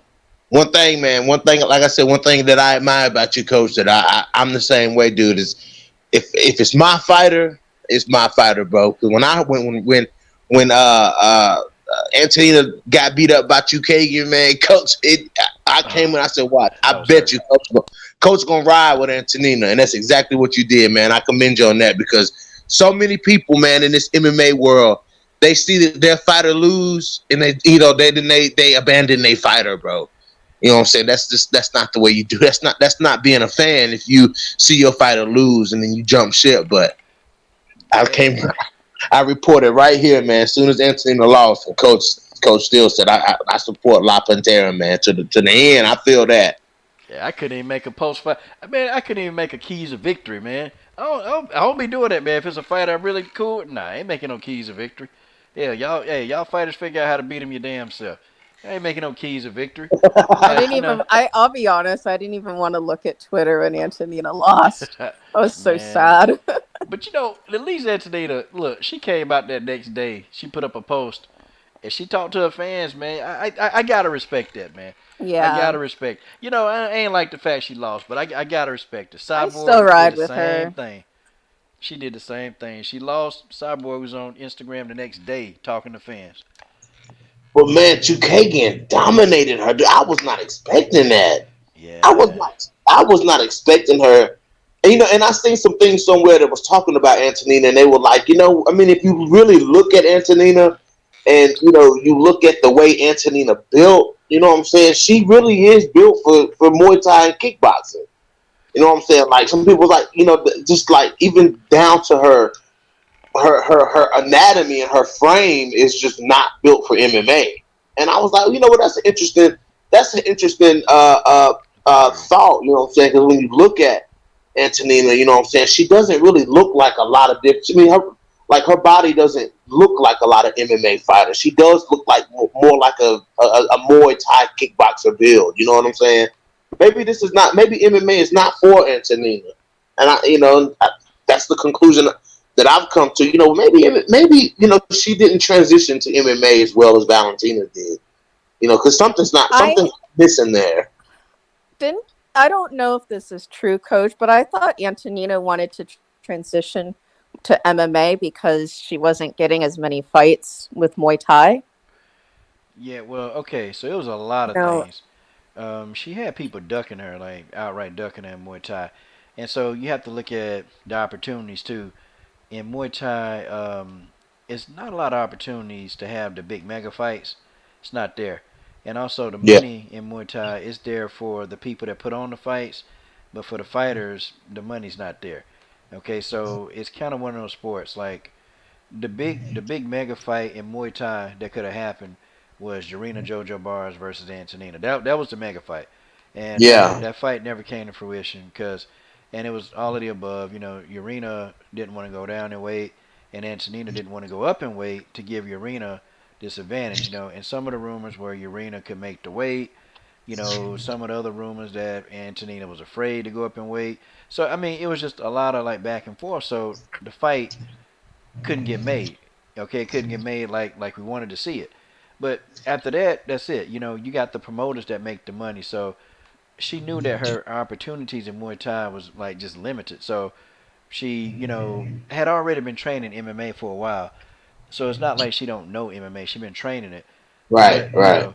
the thing of it is that her only issue to me is takedown defense. And I felt like in the fight she couldn't really. It's almost like she didn't see it coming. Whereas, Valentina, she can see a takedown coming. It's like she know they coming. And it's like Yeah, Valentina can feel them coming. But Antonina, she just had like a Muay Thai stance. And so when the takedowns happened, it was almost like they caught her off guard. Like she was like surprised. And so that, if she can improve her takedown defense, if she can improve that, she'll actually be a whole lot better. yeah, And I believe see, so too. now what these fighters are gonna do, they're gonna go and sit back and they're just gonna try to take her down. Cause I mean, you think Chikagian didn't study that Roxanne Modafferi fight? Look, Oh, for sure. she studied that fight tooth and nail, and they found what they perceived to be a hole. she get her takedown defense under control, that'll remedy that. But now some people, Chikagian and Roxanne Modafferi, they good on the ground. They're real good.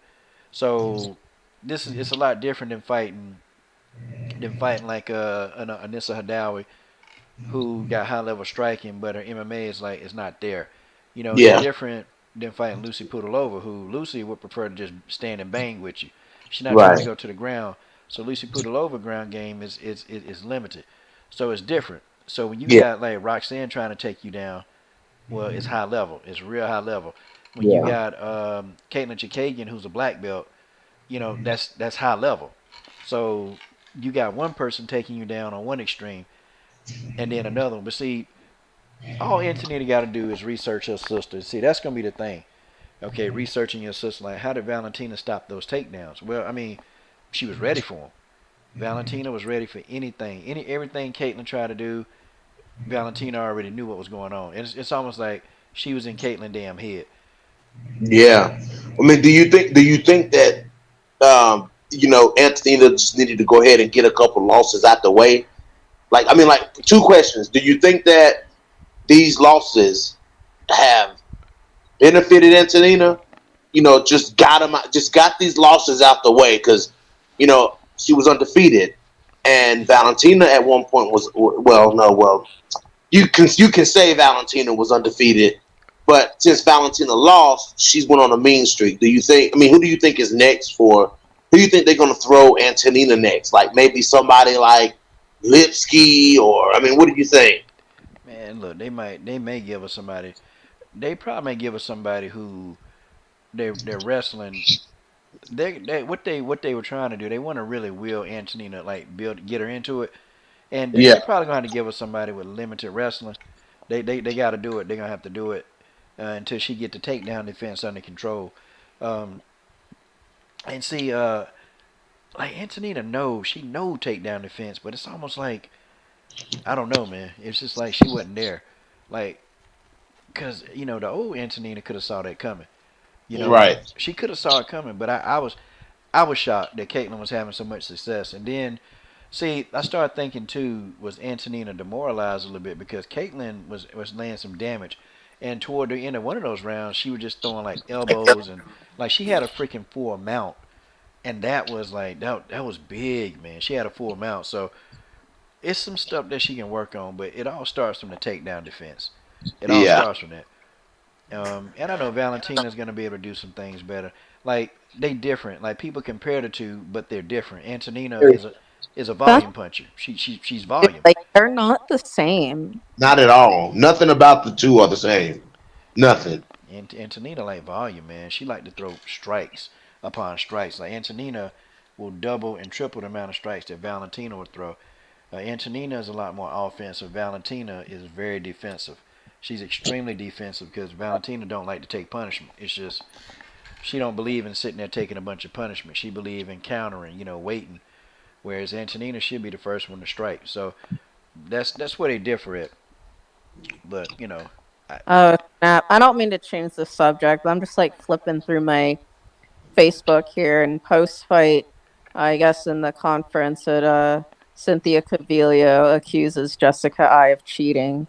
Yep, she did. She did. I think she tried to cheat. I think that's why she missed weight. oh boy, it's gonna be on and popping for these I mean, Jessica fans. I don't think that that's what she's saying. I think what she's saying is that Jessica I missed weight by more than what they're saying that Jessica I did the towel trick somehow because they said that she said that morning that Jessica I's coach had texted her coach and said that she's going to be weighing in about 129, and then 30 minutes later when Jessica I steps on the scale, she was 126.25. So they believe Jessica I cheated on the scale and that she actually missed weight by more than what the scale said because she did the towel trick, which is what DC did when DC missed. Oh, That's what she's saying. And it's just kind of crazy that Jessica I misses weight 2 times in a row, and after she made that stupid video talking about Sarge Eubanks. I mean, Coach, I see what you're saying now when you go in on Jessica I. Jessica I Oh put man. that footprint face of hers right in her mouth, dude. Dang. I mean, she just, oh, I don't know, man. I think Jessica I should move up to bantamweight and her and Sarge fight. Like I want to see these two go at it. Yeah, I pay for that fight. I would pay to see that. I Me pay to see too. them two I fight. want to see it so bad. I pay to see them because man, they be going back and forth. But yeah, Jessica do a lot, and she talk a big game. And for somebody to have all these traumas in life, like she done had a lot of stuff happen to her in life, you would think that she would, just kind of be a little bit more calm and keep it cool. But nah, man, Jessica be coming for people's throats, man. She don't be playing. Jessica don't be playing, man. But But why Jessica be tripping, man? yeah, man, she be going crazy.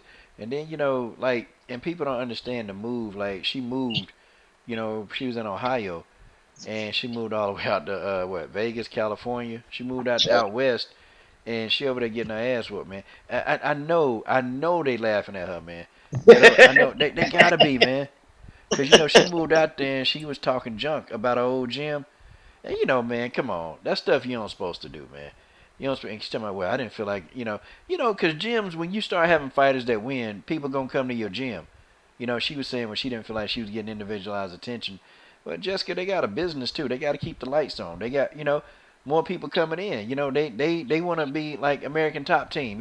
Don't know. And they had Stipe. They had Stipe at that gym too. So I mean, Hey, Yeah, she was talking junk about him. So come on, you ain't supposed to leave the gym and talk junk about him, man. It's out of respect. You're supposed to keep that under wraps, man. What stays in the gym, what you do in the gym, stay in the gym. Just like sparring. You don't supposed to talk about sparring, okay? That's like an unwritten rule of combat sports. You do not talk about getting your ass whooped at sparring. Even if you beat the person up badly, you don't talk about it. But see, nah, Jessica violated that. She wouldn't talk that junk. They laughing at her. I'd be laughing at her if I was in that gym. Oh, I mean, Jessica. KGB did it too. Oh, KGB talked junk about how she dropped Montana De La Rosa in training right before they fight. You know what I'm saying? Like, I'm like, why would you put that out there? Like, I mean, I understand that's one of my favorite fighters, but I'm like, if you supposed to still be friends with Montana, why would you talk about dropping her in training? Like, I mean, I just thought that was like a low blow from KKK Lee. God, dog. Shit, coach, I'm gonna call it like you call it, man. Shit, Andrea KKK Lee. Shit. Shit. Man, she she was what did she say? I remember she made that comment, man, and she said, "Man, can't nobody beat Valentina." And I'm sitting here like, wait a minute, hold on. She a dummy though. She a dummy. You a damn fighter. She a dummy. And you don't have no aspiration of being a damn champion. Like, so what? Chikagian lost, but damn, Chikagian said she was gonna win.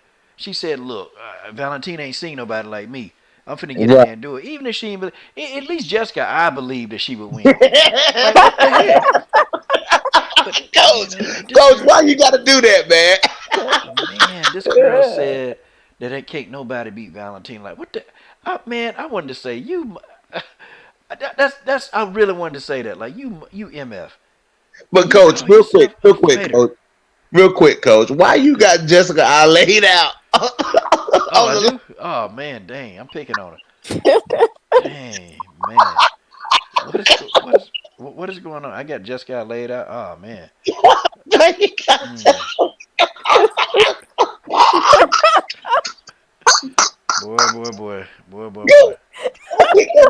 clicked on the live stream. I said, "God, dog, but."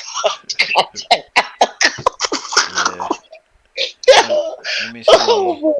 Yeah, Whiskey Fly. I gotta say, I'm a fan of the sport, but I probably am. I am a fan of fighters. I ain't gonna lie. I'm biased, man. I got certain fighters that I won't go in on, and certain fighters, man, I love it. It's boy, like, Megan Anderson. God bless her, boy. We've been going at it for the last 2 years now.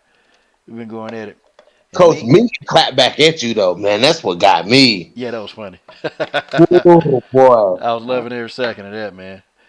When she said I was looking for a cloud or I'm irrelevant. I'm like, okay, well, I can be irrelevant, but that's fine. How can I be a fan and getting people to come on here and interview? That's fine. Megan, you got contacts in MMA, Megan. I ain't got no contacts in MMA. I got to hustle. I got to hustle. I got to Cause that's find what you people. need. That's what you need to get on your channel, though. I debate her all day. I go in on her. I debate her all day. And she responded. We were going back and forth for a little while in the comment section. That was kind of funny. But see, you know what? She in her element because Megan trolled. Her buddy, Laura Senko, got into, you guys were going at it in the comment They're section not at one buddies point. anymore. They're Do you not buddies. remember? Do you remember Law Sank? Yeah. Oh yeah. Yeah, Law Sank. Laura Stanko. Laura Stanko. Yeah, Yeah, man. Laura Senko. Yeah, Man. she don't even like Megan no more. So Law Sank. Really? yeah, Oh yeah. They used to do their show together, right? right. Oh, they're not. Are they not Yep. friends anymore? You noticed that, right? How come they ain't friends no more? Whoa. Well, I noticed that they weren't That's the first time I heard doing their this. show together, but I didn't. Was it? Or You they see, not? it became the Megan Anderson show. Yeah. Oh, Oh So, yeah, What yeah. happened to Stanko? I think you never gonna get the truth out of Megan Anderson. I mean, Megan Anderson is just one of those people that she's never gonna tell you 100% what happened. You know what I'm saying? But I believe, because Megan and Laura Senko got a lot of backlash in the comment sections of their videos because people said that Megan overtalked Laura Senko. They said Megan interrupted Laura Senko a lot. You know what I'm saying? And I believe a lot of that may have gotten to Laura Senko because people was like, Laura, why the are you dummying yourself down to sit? I mean, you're a great analyst. Why are you dummying yourself down to be interrupted and cut off by Megan Anderson? It wouldn't You be know what me. I'm saying? I mean, like, people really was asking Laura Senko that. And the next thing you know, Laura Senko up out of there. Yeah, it wouldn't be me. dang. It would not be me. I wouldn't be. You crazy? I wouldn't let no Megan overtalk me. I'm like, Megan, be quiet. Stand down, girl. Assume the position. Who talking? I'm talking, Megan. I'd be like, shut up, Megan. Shut up. That's the thing too. That's the reason why I couldn't. I could never be like Ariel Hawani, man. That dude, he take a lot of garbage, man. He take a lot of junk off people. Yeah, he does. Yeah, he And does. they pay him well. They pay him well to do it. But like I can't sit there and be, like when he get insulted, and a lot of fighters they insult him for asking questions, and that's Right. his damn job. And I'm like, like why y'all insulting this man? That's his damn job to ask questions. I mean, hell, if y'all don't like it, then why the hell you want to get interviewed? See, that'd be my response. I'd be like, well, if you don't like the question, then why are you sitting here to get an interview? Now, I would have told like the disrespect that Rampage Jackson used to do to him. I'd have been like, hey, Rampage, now you kiss my ass. Now, what happens after that? That's up for interpretation, okay? Well, they kind of, to play devil's advocate, they kind of had that relationship. You know what I'm saying? Like him and Rampage kind of had that familiar relationship to where they could talk to each other like that. You know what I'm saying? But it was other than Rampage, there were a lot of fighters who like Ronda Rousey used to. Yeah, oh yeah, for sure. Blatantly disrespected Ariel. And Ariel, kudos to Ariel Hawani, you know what I'm saying? Because Ariel he stood there, he stands there, he takes that shit, you know what I'm saying? Versus somebody like me, I'm gonna clap right back. You know what I'm saying? That's just how I am, you know what I'm saying? But yeah, man, the most disrespected analyst or, journalist in MMA is for sure Ariel Hawani. Yeah, even Luke Thomas don't be taking it. Like when he do interviews, man, Luke don't put up with it, man. Luke will shut stuff down before he realizes it's getting bad. Luke will shut it down. I think I've only had one interview where I thought the person was trying to get disrespectful, and I had to reel her back in. This was like one of my first interviews, and you had to reel him back in. I thought Sarge Eubanks tried to get a little disrespectful at one point, and I said, hey, look, Sarge, the question was pretty easy. And this is all we got off camera. And she said, what'd she say? She said, yeah, man, I can make the weight. I said, well, I mean, it don't seem like you can make the weight. I'm just telling you the truth. Okay? Man, just don't seem like you make the weight. You can get mad, but, listen, I don't care about that. It don't seem like you can make the weight. I said, I got love for you, but nah, I don't think you make that weight. Well, speaking of Sarge at bantamweight, Coach, I've been wanting to ask you this too. I've been trying to catch up and see what you've been saying about Irene Aldana versus Holly Holm. Dude, I'm gonna be honest, Coach. I think Irene gonna get Holly up out of there, dog. I know a lot of people, Holly a good striker, this and that, But dude, Irene Aldana, she put Ketlin Vieira ass down. She put Man, she put dog, Catelyn to sleep. she put Ketlin down with a hook. You know what I'm saying? Dude, Irene might go in there and put Holly out of there, man. Yeah, she can't back up. Like, she can't do what she was doing against Catelyn because Catelyn not as accurate as Holly. If she try to back up against Holly, she gonna have some problems. Like, she gonna have to actually get in there and counter, because Holly Holm can't see counters, Yeah. and Catelyn ain't a striker. She ain't like that. So Irene can fight off her back foot, and she good at it. But Holly can do the same thing. But nah, man, you let Holly set you up with that head kick, man, you finna be looking up at the sky, praying to God. You finna pray. You are finna pray. So Catelyn, I mean not Catelyn, but Irene, yeah, she got to be real careful, man. She got to. I would say, dude, she need to be really watching a lot of like what Valentina did. She need to watch what Amanda did. See, Valentina beat her with counters, but man, Amanda, she set Holly up, and she beautifully, man. She set Holly up for that kick because she kept feinting to the body and kept doing it over and over and over. Then she kept throwing those leg kicks over and over and over. And then finally, she stepped in like in that mid range, man. And Holly thought she was going to throw a leg kick. Amanda threw that kick up there and caught her. Holly Holm, I don't know, for some reason, man, you can catch Holly like that. You can catch her like she's Amanda repeatable. embarrassed her. Yeah, Amanda says, sit down, sit your ass down. Boop. Like, she literally fell like on her ass, like sat down. Dude, because that kick had some pop in it. I mean, that kick, when she caught Holly slipping. I mean, Holly was really like anticipating that. She bit on that feint, man, and when she bit on that feint, she put her out, man. But Coach, how you think the title picture is shaping up at 135, man? I mean, you got a lot of potential matchups, man, in that top 10 where a contender can emerge. I mean, you got Irene Aldana emerging. To be honest, I would like to see Ketlin Vieira fight Yana Kunitskaya. That's a good fight. I would like to see. Yana Kunitskaya is pregnant right now. God, oh.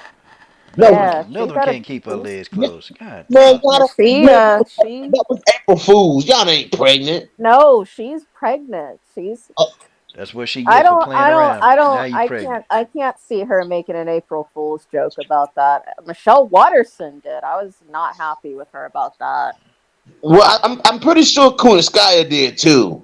No, she's actually her and Tiago Santos. They're having a baby. God, dog. Man, La Mareta done put the hammer down on Yana Kunitskaya, boy. Yeah, Lord. they're actually having a baby. They done got a little Kunsa over there. Man, that sucks, dude. Because Yana Kunitskaya, man, I would love to see her versus Ketlin Vieira, man. I mean, that was a good fight, man. But Coach, what do you think about the title picture shaping up at 135? It's Aspen Ladd. You got Aspen Ladd. You got Irene Aldana. Ketlin, I don't know, she got to get another win to be considered again. And then if Juliana Pena can get healthy, I think Juliana Pena should get a title shot against Nunes if she can come back. If she because she was supposed to fight. She was supposed to fight. Who was Juliana? Was she supposed to fight Aspen or was she supposed to fight Irene? I can't remember. She was supposed to fight Aspen Ladd. Aspen Ladd says she wants to wait on Juliana Pena. She wants that fight. Somebody echoing. I don't know. It's me. Yeah. I actually wanted to see that fight bad, man. I wanted to see it, but Juliana Pena can get another quality win. She get a title shot, which I'd rather see her versus Amanda than to see. I mean, I don't know. I don't think Irene can beat Amanda. I don't think she can beat her. I mean, I think the only person that's really gonna stay in Amanda Nunes' face, man, that's really gonna bring the fight to Amanda Nunes. And I mean, Felicia Spencer brought the fight to Amanda Nunes, but Felicia Spencer don't have nothing to. She didn't do any. Felicia Spencer don't really have anything. If Felicia Spencer's saving grace was to get this fight to the ground, and she failed in doing that, which is why she got beat up like she did. You know what I'm saying? Now, when it comes to somebody like Juliana Pena, Juliana Pena is a different style of fight. You know what I'm saying? Like, she is that she is that first generation scrappy grappler, you know what I'm saying, clinch type fighter, you know what I'm saying, and that's a totally different fight, you know, very physically strong, you know what I'm saying, and she's in a fight with Amanda Nunes, I see Juliana Pena closing the distance. It's just, to me, I see what the question is, what's going to happen once they do clinch up, once they do tie up with each other, what's going to happen, you know. So that fight is very Nunes versus Pena is very intriguing to me. Now, other fighters, like, I worry about strikers like Aldana or Kunitskaya, or more somebody like Kunitskaya, because I mean Kunitskaya just don't have a lot of power, man. Like that's the only drawback with Kunitskaya. Technically, she's there. Power wise, she ain't really got no pop on her punches. I mean, Aldana, on the other hand, powerful striker, but is it enough to beat Amanda Nunes? You know what I'm saying? Like that's the thing about Aldana that I worry about. Now, I mean, I'm happy to see somebody like Aldana in the title picture, but the chances of her beating Amanda Nunes is that's a different conversation, you know? Yeah, she can't. You can't bag up against Nunes because Yeah, Adana like to bag up, man, and that ain't gonna work. If Amanda in your face putting pressure, it's not Mm, gonna work. And now, Arsenal, Amanda showed a little bit more, game, man. She just showed that she pretty much almost invincible, man. Just she did what she wanted to Felicia. She took Felicia through Felicia ass around the octagon, pushed her down, and it's just like Felicia. She was trying, but she can't do that, man. Okay. Shout out to Tristan McCray in that super chat. Why don't the fighters at 135 move up to 145? Because in the UFC for the women, the 145 division is dead. Like literally and truly, if you sign to the UFC and you're a 145-pound fighter, it's a death sentence for your career. It is. I don't think so, Coach. I don't think so, man. I just Go think for it. that I just think the UFC. I just made this video. I don't know if you saw this video, Coach, that I made. You know what I'm saying? But I put together what the 145-pound division should look like in the UFC. You know what I'm saying? Like, So I made a like, video like that 2 years ago, man, and that. Yeah, you did. Yeah, I remember that. yeah, You know what I'm saying? Put fighters like, and what he's saying is true. Like fighters like Chasson, fighters like Letson. I mean, those girls should be fighting at 145, man. I mean, just no question whatsoever. And I threw Sorensen in there. I threw Young in there. I threw Koliznik in there. You know what I'm saying? Like those are the girls that should be fighting in the UFC at 145 pounds. You know what I'm saying? Like if the division was there, then you have your own opportunities and stuff that will present itself at 145 pounds, which wouldn't mean career suicide by coming to the UFC and fighting at 145. They just need to put the division together. They put the division together. You know, I mean, you got Dumont, you got Zara Dos Santos, you got Megan Anderson. Keep adding. Add Pam Sorensen. Add Caitlin Young, Helena Koliznik, Macy Chasson move up, Leah Letson move up. I mean, fuck, man. I don't understand what else. I mean, I don't understand what the UFC's MO is here. Like, what are they you doing here? it's like they money driven by anything. Norma Dumont, I'm gonna be honest, Dumont, she's not that skillful. Um, you know, and then what's her name? Dumont, Dos and then Santos. yeah, Norma Dumont, and then Zerdo Fernando Santos, man. They just they don't they were good in the Invicta level, or where they were good there, but see, you can tell they took a step up, man. And Megan Anderson dispatched Dos Santos quick, and then Felicia Spencer beat her quick. Then Megan Anderson went in there and just beat the hell out of Dumont. Like they're not they're not on that level yet. They're not there. They don't suck, but they're not on that level. So it's like, okay, so you gotta think about it. You bring those two in. Okay, what's the issue with bringing in Pam Sorensen? Well, because Dana White got a bias. He don't like Pam Sorensen. He think I that don't know why. Well, I wonder why you don't like Pam, man. he think that Pam can't fight. He done said a couple times, we don't fight. We don't do the Pam Sorensens around here. He done said it. I, Um, I, I heard him say it when he was talking about Chris Cyborg wanted to fight Pam Sorensen. We don't make those type of fights. What do you mean you don't make those type of fights? Pam Sorensen is one of the best 145 pounders in the world. What are you talking about? but Chris never said that anyway. Chris never said she wanted to fight Pam. Chris has been adamant about rematching Nunez. Okay, we know the truth. We know what Dana Right. was trying to put out there. You know, he got busted. But thing of it is they can put together a 145-pound division, but they won't put it together. Like they had the chance, man. They had Letson, they had Mary Chasson, they had her, and damn, it's like come on, man, come on. I mean, you're not gonna put those people in there. Yeah, I mean, you had a tournament for it, and see, Chris Cyborg, and she told me this. She told me this real talk. She said, I knew they wasn't trying to build a division when she saw what was going on at the Tough tournament, where Yeah. you're really legit 145 pounders. They wasn't getting picked for the show. She said Right. she knew what was going on. And Chris got out of there.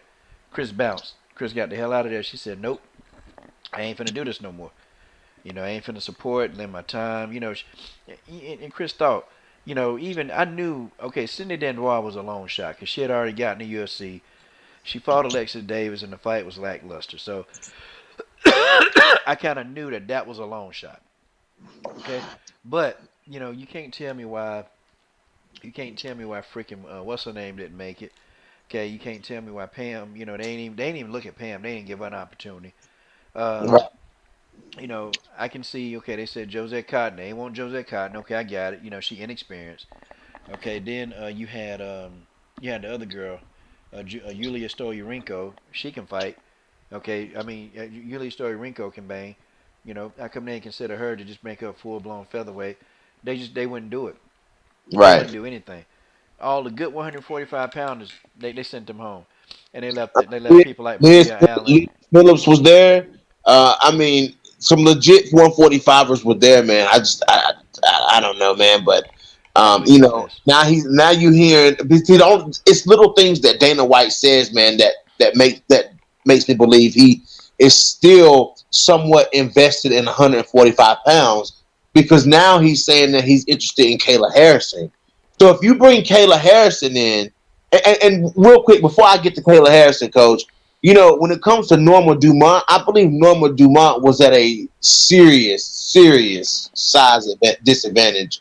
When it comes to reach, when she was fighting Megan Anderson, I feel like if we seen Norma Dumont in there with someone to the likes of Felicia Spencer, I feel like we'll see more of Norma Dumont.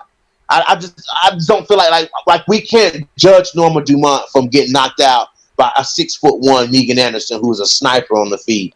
She You know ain't what I'm gonna beat saying? Spencer, man. Spencer.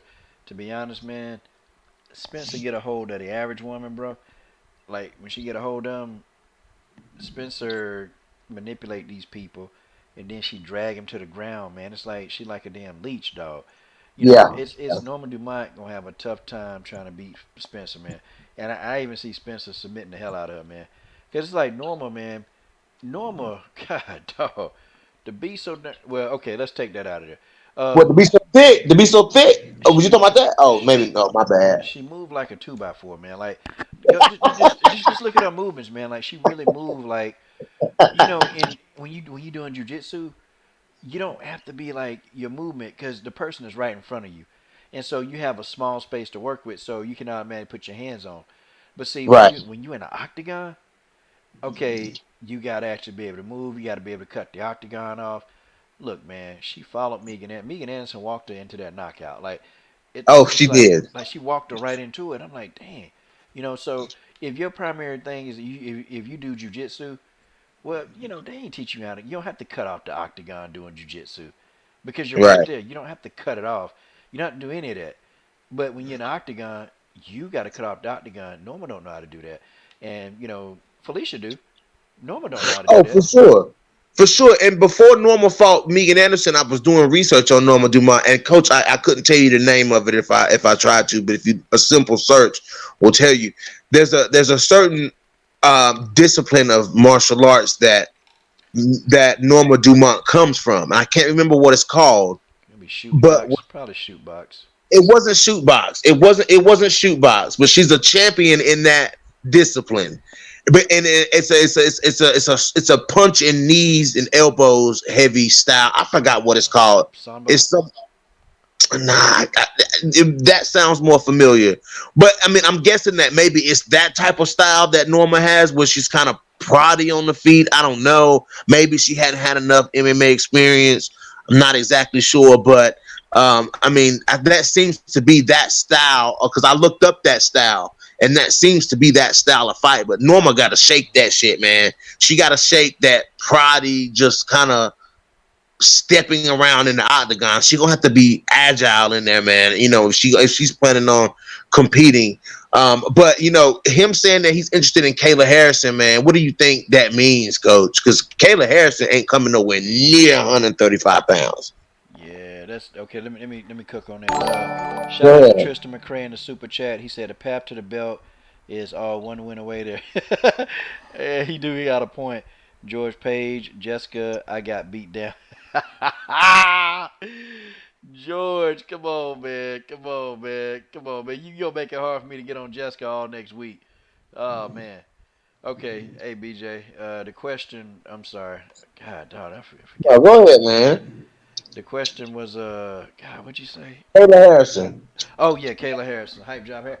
You know what? She'll make 145. She won't make 135, No. and she'll have the campaign there. And I even question her making 145. Really, how she gonna do it? I don't know.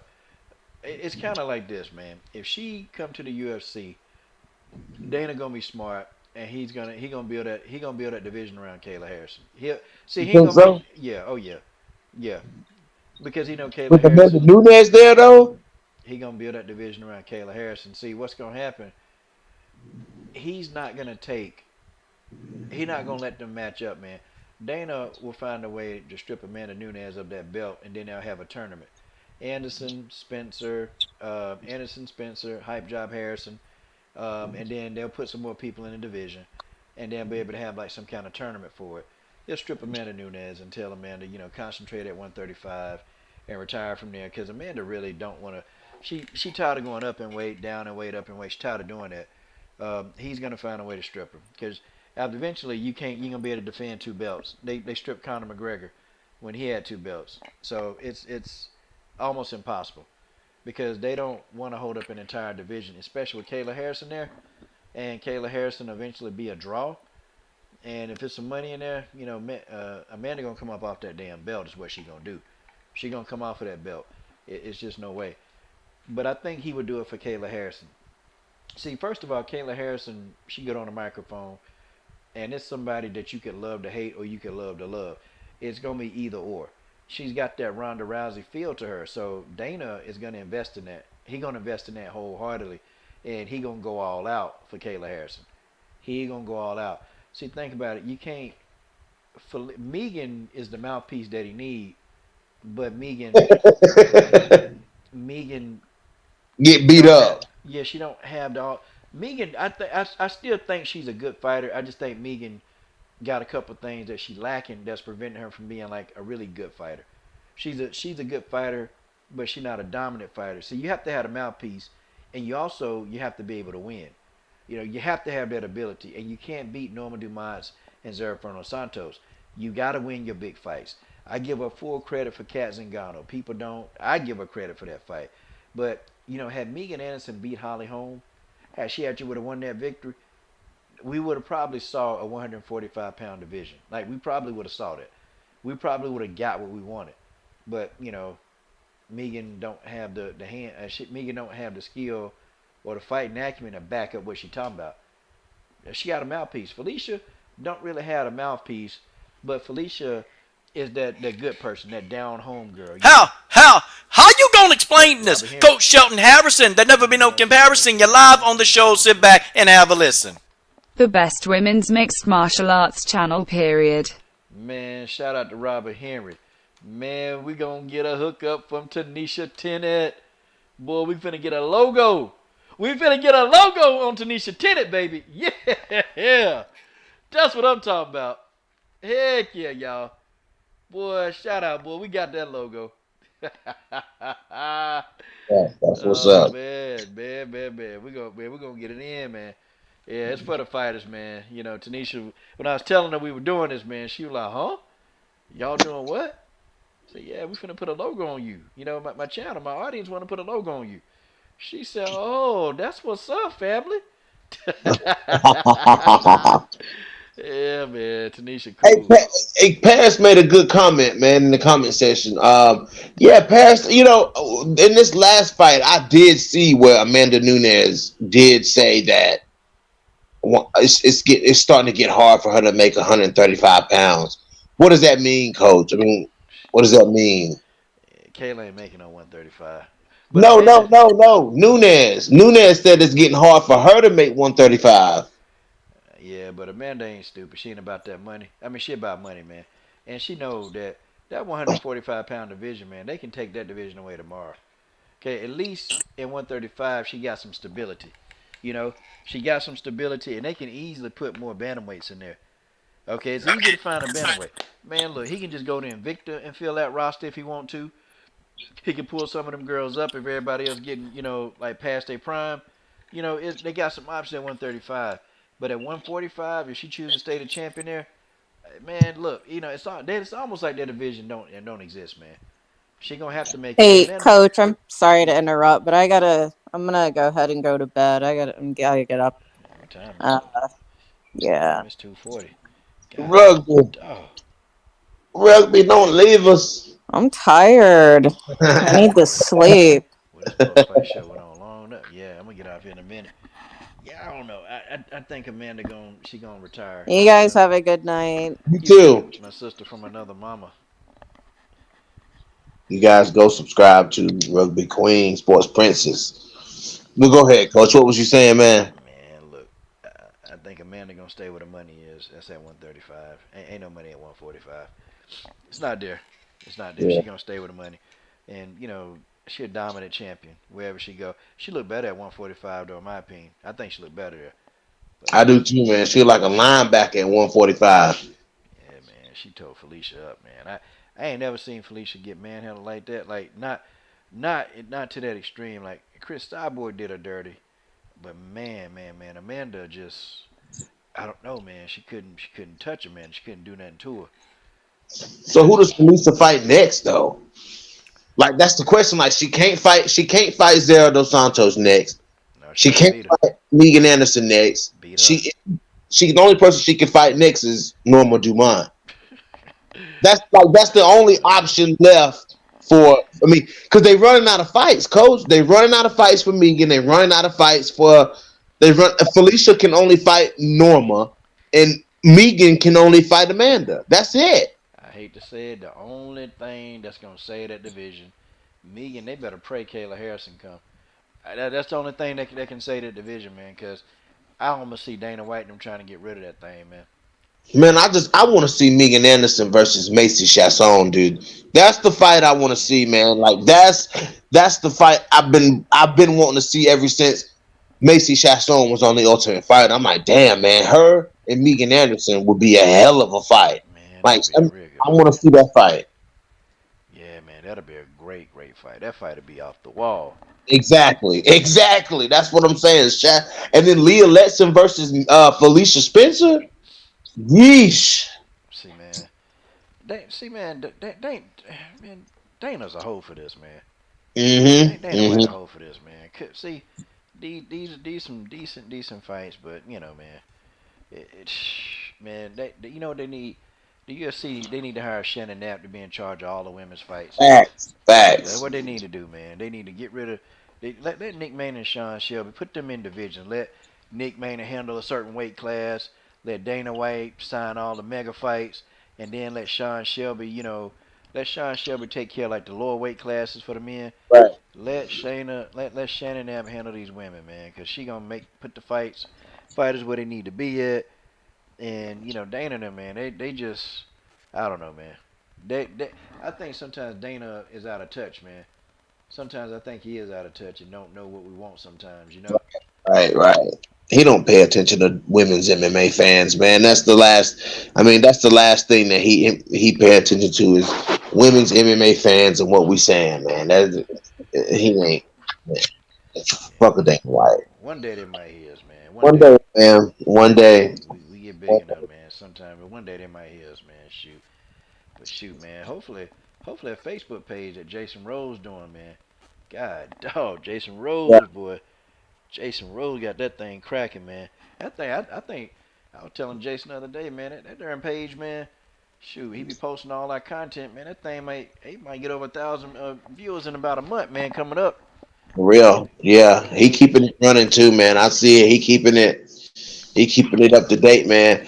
Because one more thing I want to say something to you about before I get out of here, man. I want to get your thoughts on something. Then I'm going on to bed, man. I want to get your thoughts on the rumors. At this point, it's only a rumor that I'm hearing Alexis Davis versus Montana De La Rosa. God, dog, really? That's the first time I done heard that. Hold on, that fight going down. Hold on, man. I got to No, Google this right it's now. just a rumor that I seen on Instagram. That they're saying that the UFC is looking to make Montana De La Rosa versus Alexis Davis from a quote unquote credible source. So I don't know how solid that is, but that's a hell of a matchup, Coach. Hold on, Alexis Day. I'm finna look this up right now. If you can find it. Yeah, man, that's gonna be a good fight. I don't know. I like Alligator, man, but nah, she passed her prime, dog. Man, these damn young girls, man. They these young girls crazy, man. Oh yeah. Coach said these young girls crazy. Yeah, man. They That's trying funny, they man. trying to be about some action, man. Hmm. They ain't scared either, man. Oh, hold on. Nah, I don't see nothing yet, man. Let me see. De La Rosa, Davis. I don't see nothing. I wonder who said that. It was on Instagram. And then it was one of them BJ Penn or MMA Junkie or MMA Fighting, BJ one of Penn. those sources. Yeah, BJ Penn. Didn't BJ Penn just get his ass beat up, man? Outside of a damn nightclub or something? Or no, he fought Penn some. getting beat up in the street, he getting beat up in the ring, he getting beat up, man, he just getting beat up. Man, He just getting beat I ain't up. finna be a fighter for a living and then go get my ass whooped. I ain't finna do that, man. I don't think so. Okay, so BJ Penn on Instagram. All right, let me check it out. Check it out. All right, let me see. Check him out right now. BJ Penn. Let me BJ see. Penn getting knocked out by he getting knocked out by not regular people. I'm like, dude, how you gonna start a fight at a bar and get knocked out? And you former UFC champion, multiple division champion, bro. I ain't trying to hear that, man. You better, hey, BJ, you got your They ass said he whooped, got man. they said he got a drinking problem though. They said he could get belligerent drunk though. Yeah, now So if that you're intoxicated, yeah, somebody can kick your ass. yeah, they said BJ Penn get like belligerently drunk though. I said, well, it is what it is. See, Somebody said they want Brianna Van Buren versus Zane. Nah, dude, Paris, don't kill off Van Buren's career like that, dude. She ain't ready for that. Van Buren is a beast. She is a beast, but she ain't That's ready for amazing. Zane quite yet. I don't know, Brianna Van Buren a beast, man. I don't. I had to, I had to really break that fight down because, look, That's a man, good fight, though. they were talking about Livia Renata Sosa was supposed to go in there and hook up Brianna. Man, Brianna Van Buren went in there, man, just tore her up like she was nobody. I said, Man, I God, love her. I love Van Buren's attitude, man. Like her demeanor, man. She's just so chill. You know what I'm saying? But when she step in that cage, man, I don't see that. Brianna Van Buren gonna put some hands on your forehead, man. Yeah, she be trying to go for broke, man. That's why I like. She going for broke, man. But coach, tell me what you think if they were to put De La Rosa versus Davis. It'd be a good fight, man. You know what though? It depends, man. If Alexis Davis a ground game better, but Montana De La Rosa, man, she could outstrike her. She just got to keep Davis from trying to take her down, cause that's what that's Davis's whole game, man. Is the ground. She ain't really trying to stand with you for long periods of time. Now she on the ground, man. She dangerous as hell. She real dangerous, man. If I'm Montana De La Rosa, nah, I ain't trying to go to the ground with her, man. Cause the same person that made Amanda Nunes, man. She reversed Amanda Nunes and whooped her ass. Nah, I ain't trying to go to the ground with her, man. Mm-mm. At any cost, do not go to the ground with her. Cause if you do, you'll be at the end of some kind of submission, man. You talking about Alexis Davis? Yeah, man. Keep the fight standing, man. And Alexis, man. See, I can realistically see Montana beating her in the striking department. I can see that, and actually she can stop the fight from going to the ground. She can do that. She can win this fight. Because Alexis Davis, I mean, striking not her thing, man. She even said it too sometimes. It's not really her thing. Um, but she take that ground stuff. She take that personal.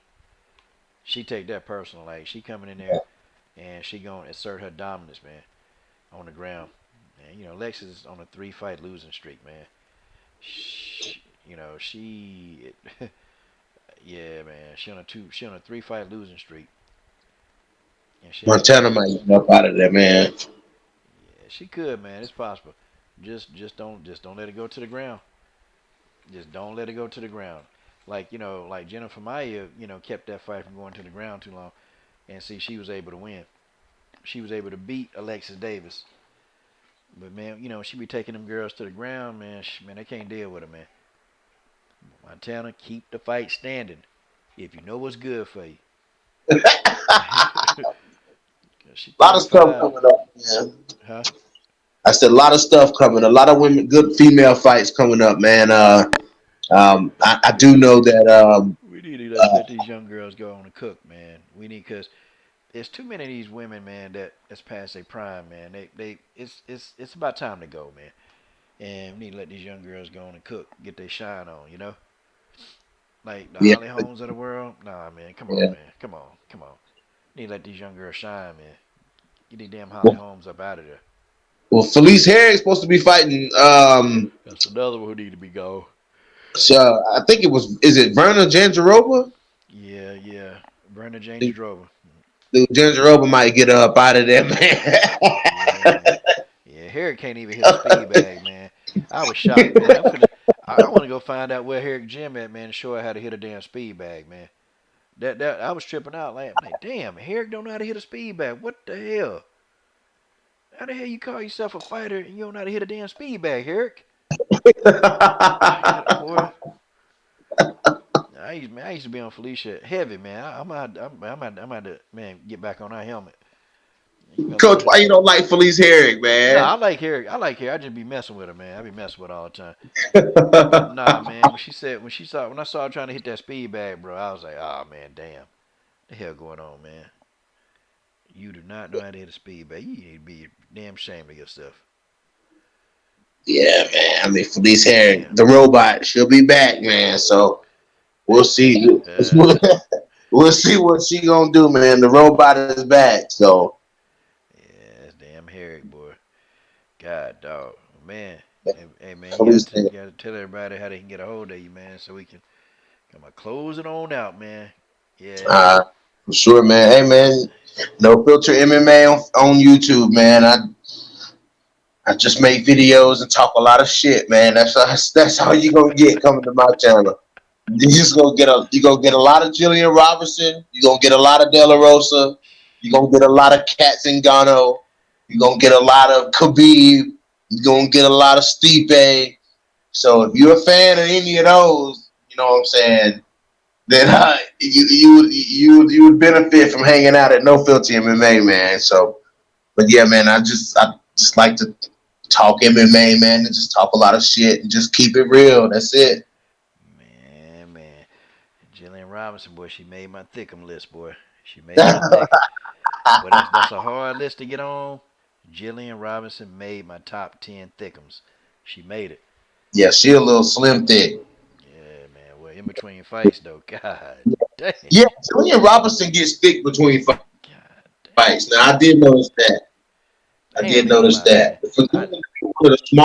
For Jillian to be one of the smaller flyweights in the division, man, she gets thick between fights.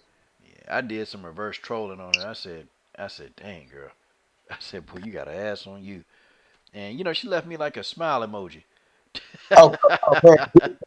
If there's any fighter, man, and you know, and besides being a huge fan of Jillian Robertson, you know, which I am, everybody knows I'm a huge fan of Jillian Robertson, but you know, that point aside, man, Jillian is one of the most easiest fighters to talk to. Like you shoot a message to Jillian. I can shoot a random message to Jillian. Like when I seen her booked a fight with Courtney Casey, I sent Jillian a message, you know what I'm saying? And she just responds right back. And if I, you know, I can ask Jillian then this is fight week now for Jillian. If I can ask Jillian, hey Jillian, you want to do, can I get a quick 10-minute interview? You know what I'm saying? And she'll find time, she'll make time, you know what I'm saying? She cares about her fan base, and she knows that I support her. In any channel, there's a lot of channels that are big fans of Jillian Robertson, and she makes time to make her rounds to every one of those podcasts. You know what I'm saying? And that's just something about her that I admire so much. You know, and I didn't learn that about Jillian until after I had became a fan of her, until after I had spoke to her, man.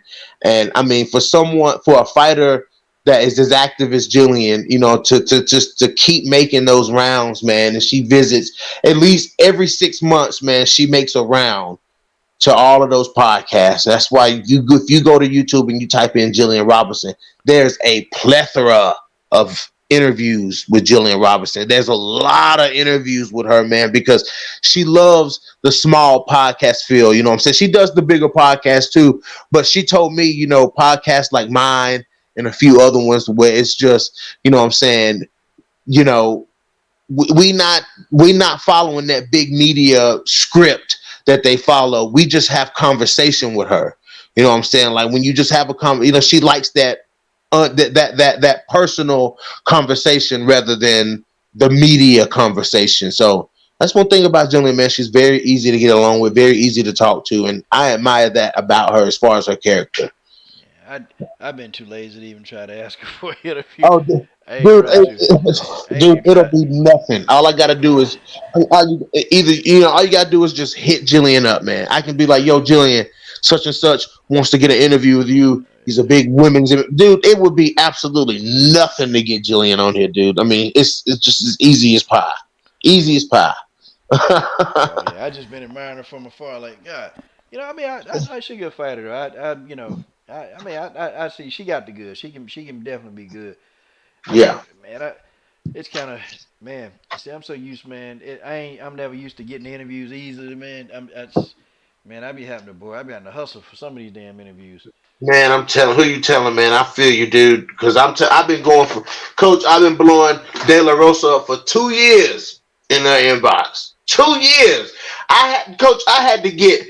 Once again, I'm gonna tell you how great Jillian. I had to get Jillian to send De La Rosa a message to tell her, "Hey, this guy's been trying to get in contact with you. Answer his emails. Answer his inboxes."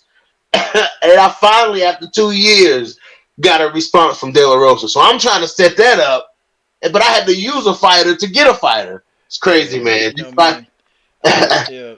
man. I tell a lot of these fighters, man. And when look, women's MMA, you got channels that try to help y'all, but y'all when somebody want to do an interview with y'all, I done told like 10 fighters this already. Y'all got to be quick to getting these. Y'all got to be quick. Right, If a podcast trying to get you, we talking about y'all asses online. Trust me, right, ain't nobody else talking about y'all. So, right, y'all ain't that popular to where you can't look. Just answer the damn thing. Just answer it. right, Don't be making us wait for years and years. Cause I'm gonna tell you, man, I go after a fighter 3 times. Okay. right. Now, if I leave that mess 3 times and you still trifling, see me, I'm like, well, F it. Good. I don't want to interview your ass no way. F it. And then I just let it go. I don't even try to interview him no more.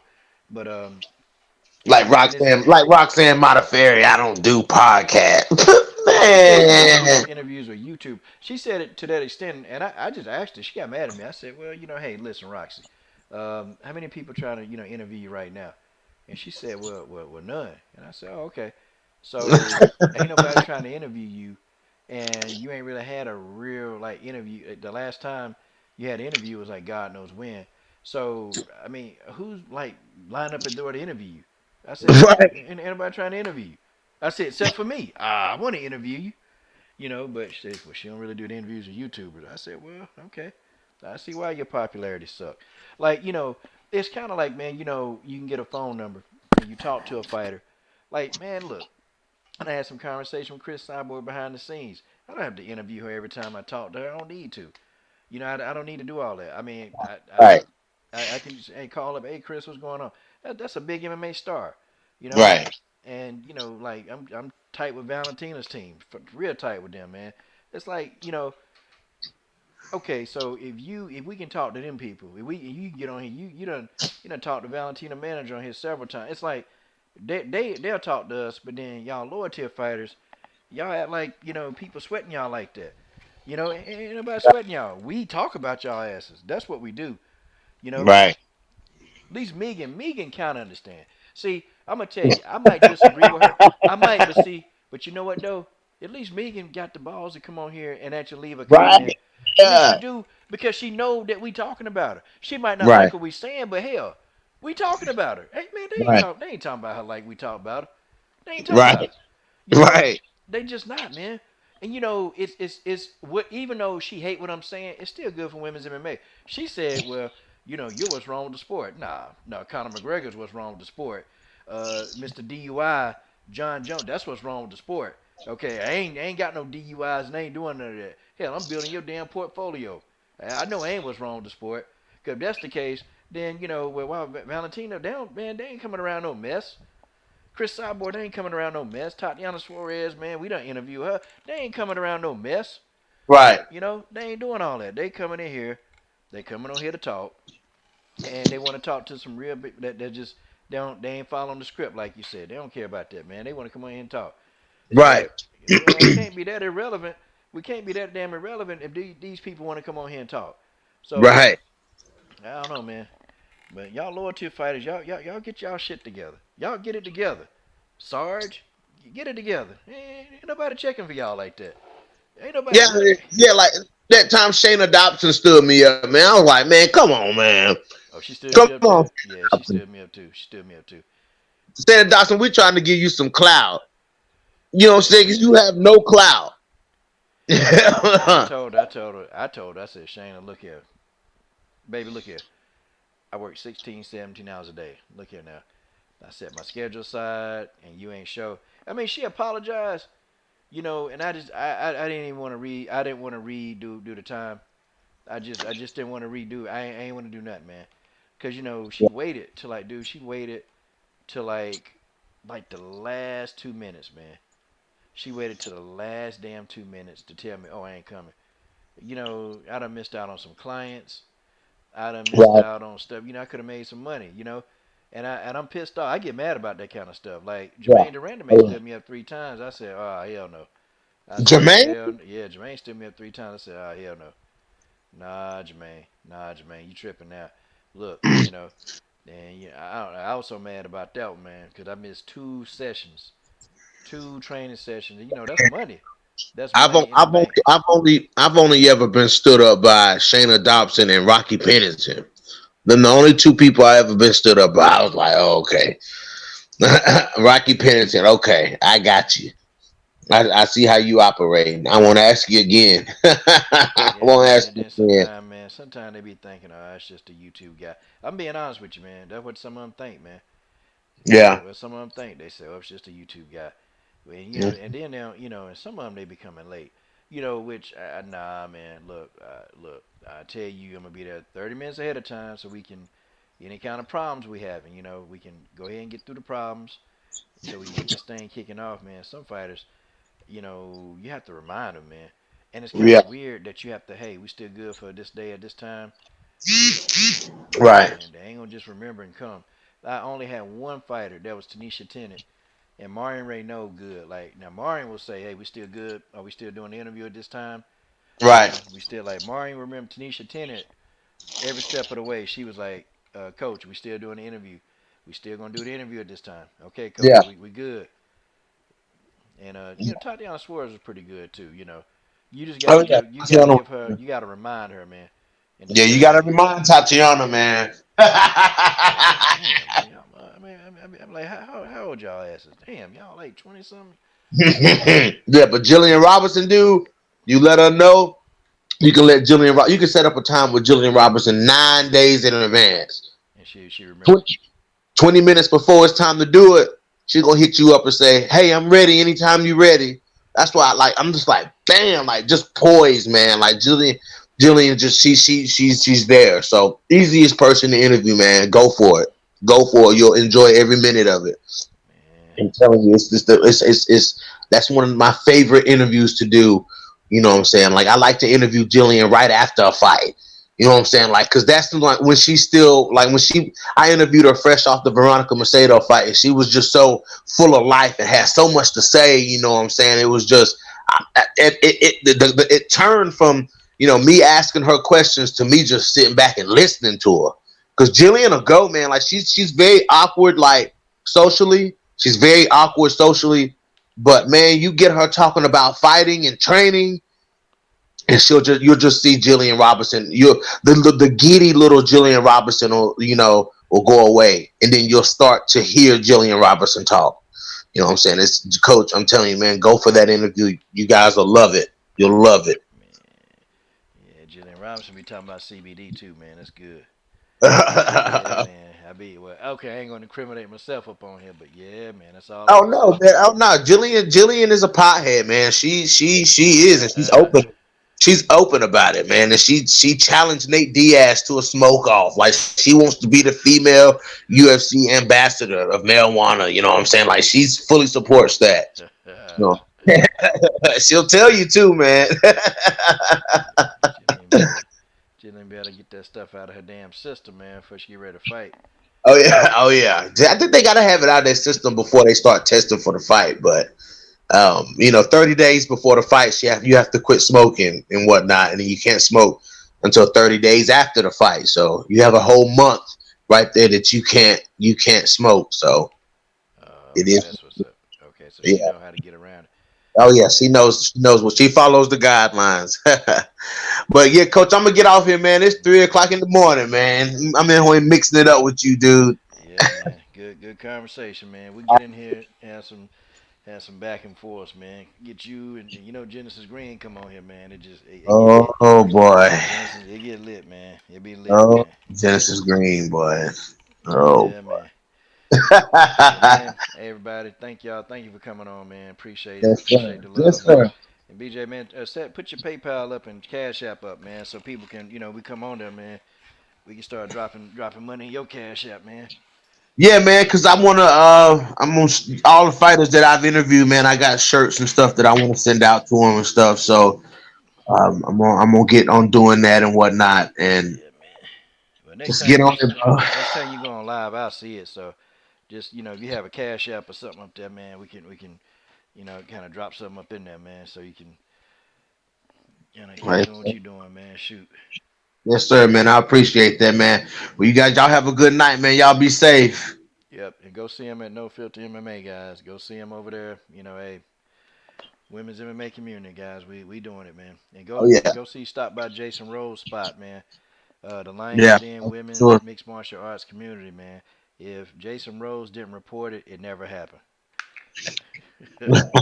That's the truth. That really is the truth, though. Yeah, man. That Shout out to dude be on Jason it. Rose. He Yeah, be on it. Man. and we're gonna try to get the Mobcast started back again. We're gonna see how that Oh, works.